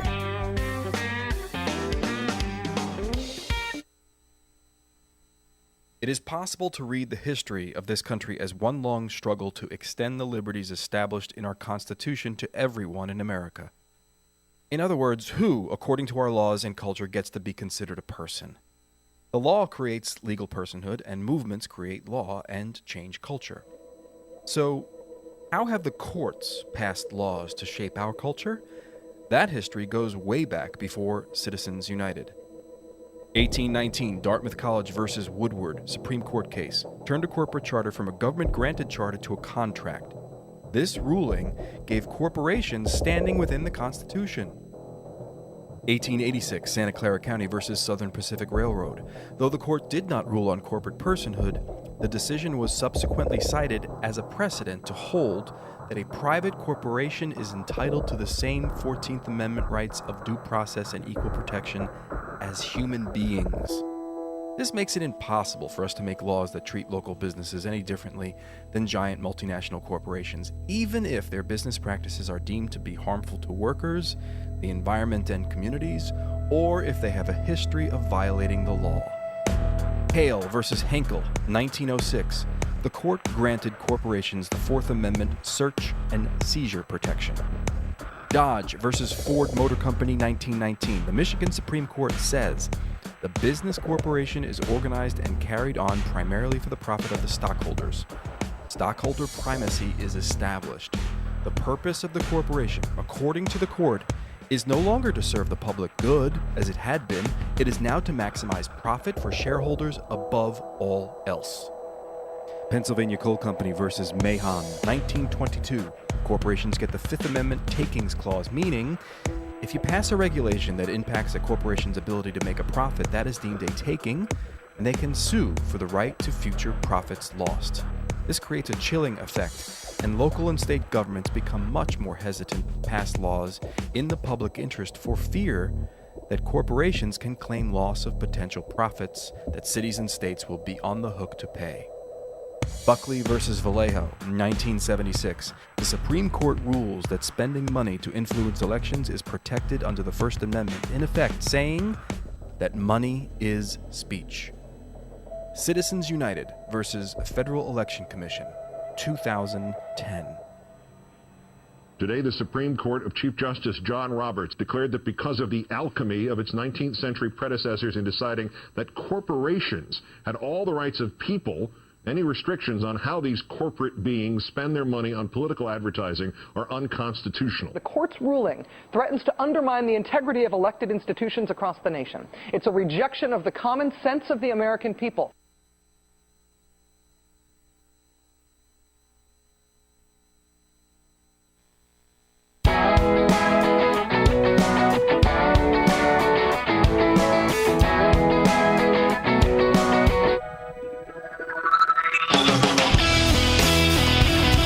All right, that does it for today's show. That does it for this week, the Bill Press Show. Yep, the bottom line, a real takeaway from last night's debate is we might have seen all 17 Republican candidates. We did not see one who was qualified to be president of the United States. And with that, folks, your job now is to have a great, relaxing weekend. Forget about politics for the weekend. But don't forget to come back and see us again on Monday. President Obama's going on vacation, but not you and not us. We'll be back here Monday. We'll be looking for you. Bill Press Show.